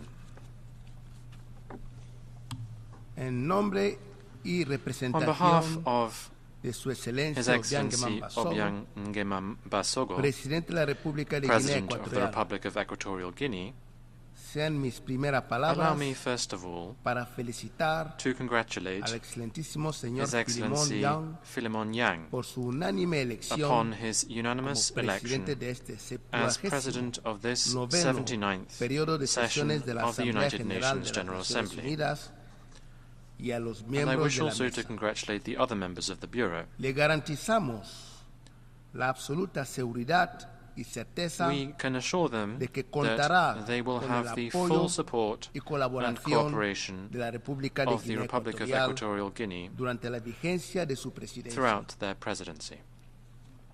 Del mismo modo, In the same felicitamos vein, al we would like to excelentísimo commend His señor Excellency Denis Mr. Francis, Dennis Francis, presidente saliente, the outgoing president, cuya presidencia whose presidency marcó la toma de muy saw importantes resoluciones the achievement of que many resumen el important brillante liderazgo, resolutions that bear witness to his brilliant así leadership como el destacado and dinamismo also his que supo decisive imprimir durante su dynamism presidencia. that he was able to show during his term in office. Señor presidente, President, como bien reza el tema de esta 79ª the topic sesión for this de la Asamblea 79th session General, of the General Assembly states as follows: no dejar a nadie atrás, leaving no one behind, actuar codo a acting codo together para promover la for paz, the advancement of peace, el desarrollo sustainable sostenible development, y la dignidad humana and human en dignity favor de for las present generaciones and future presentes y generations. futuras.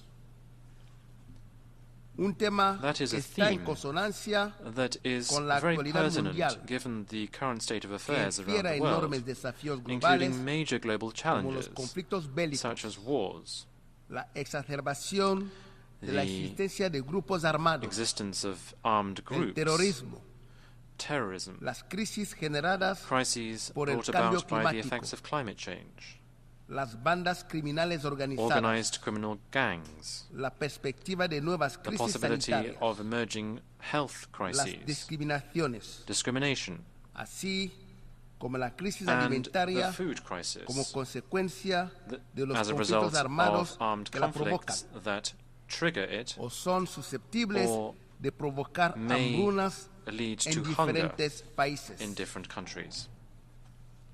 En efecto, este panorama Indeed, nos obliga a this todos backdrop a la requires necesidad us all y a la to importancia de recall dar una the mayor need prioridad and al importance multilateralismo of giving greater emphasis to y a la cooperación multilateralism internacional, and international tan cooperation. necesarios para hacer frente a These are estos crucial desafíos if we are able globales to overcome con these los que se global enfrenta la challenges humanidad that humanity en la is actualidad. currently facing.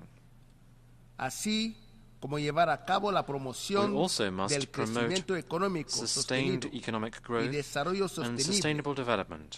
de conformidad This con las pursuant resoluciones to the relevant pertinentes resolutions de la Asamblea of the General General Assembly, y las as well conferencias as recientes recent de las Naciones conferences Unidas. and summits held under the aegis of the United Guinea Nations. Equatorial Equatorial se Guinea mantiene inalterable has an en su unwavering posición stance ante los vis-à-vis conflictos que the se conflicts registran that are actualmente en todas las currently regiones raging throughout y the world. algunos países de la necesidad de priorizar la búsqueda We por todos are los clear medios, about the need to prioritize la the pacificación quest y through all prevalencia de la means paz en el mundo to ensure the prevalence través de la of peace diplomacia throughout the preventiva, world by using preventive diplomacy, las negociaciones negotiation, y and diálogos inclusive inclusivos dialogue para at all acabar times con estos to conflictos. put an end to these conflicts.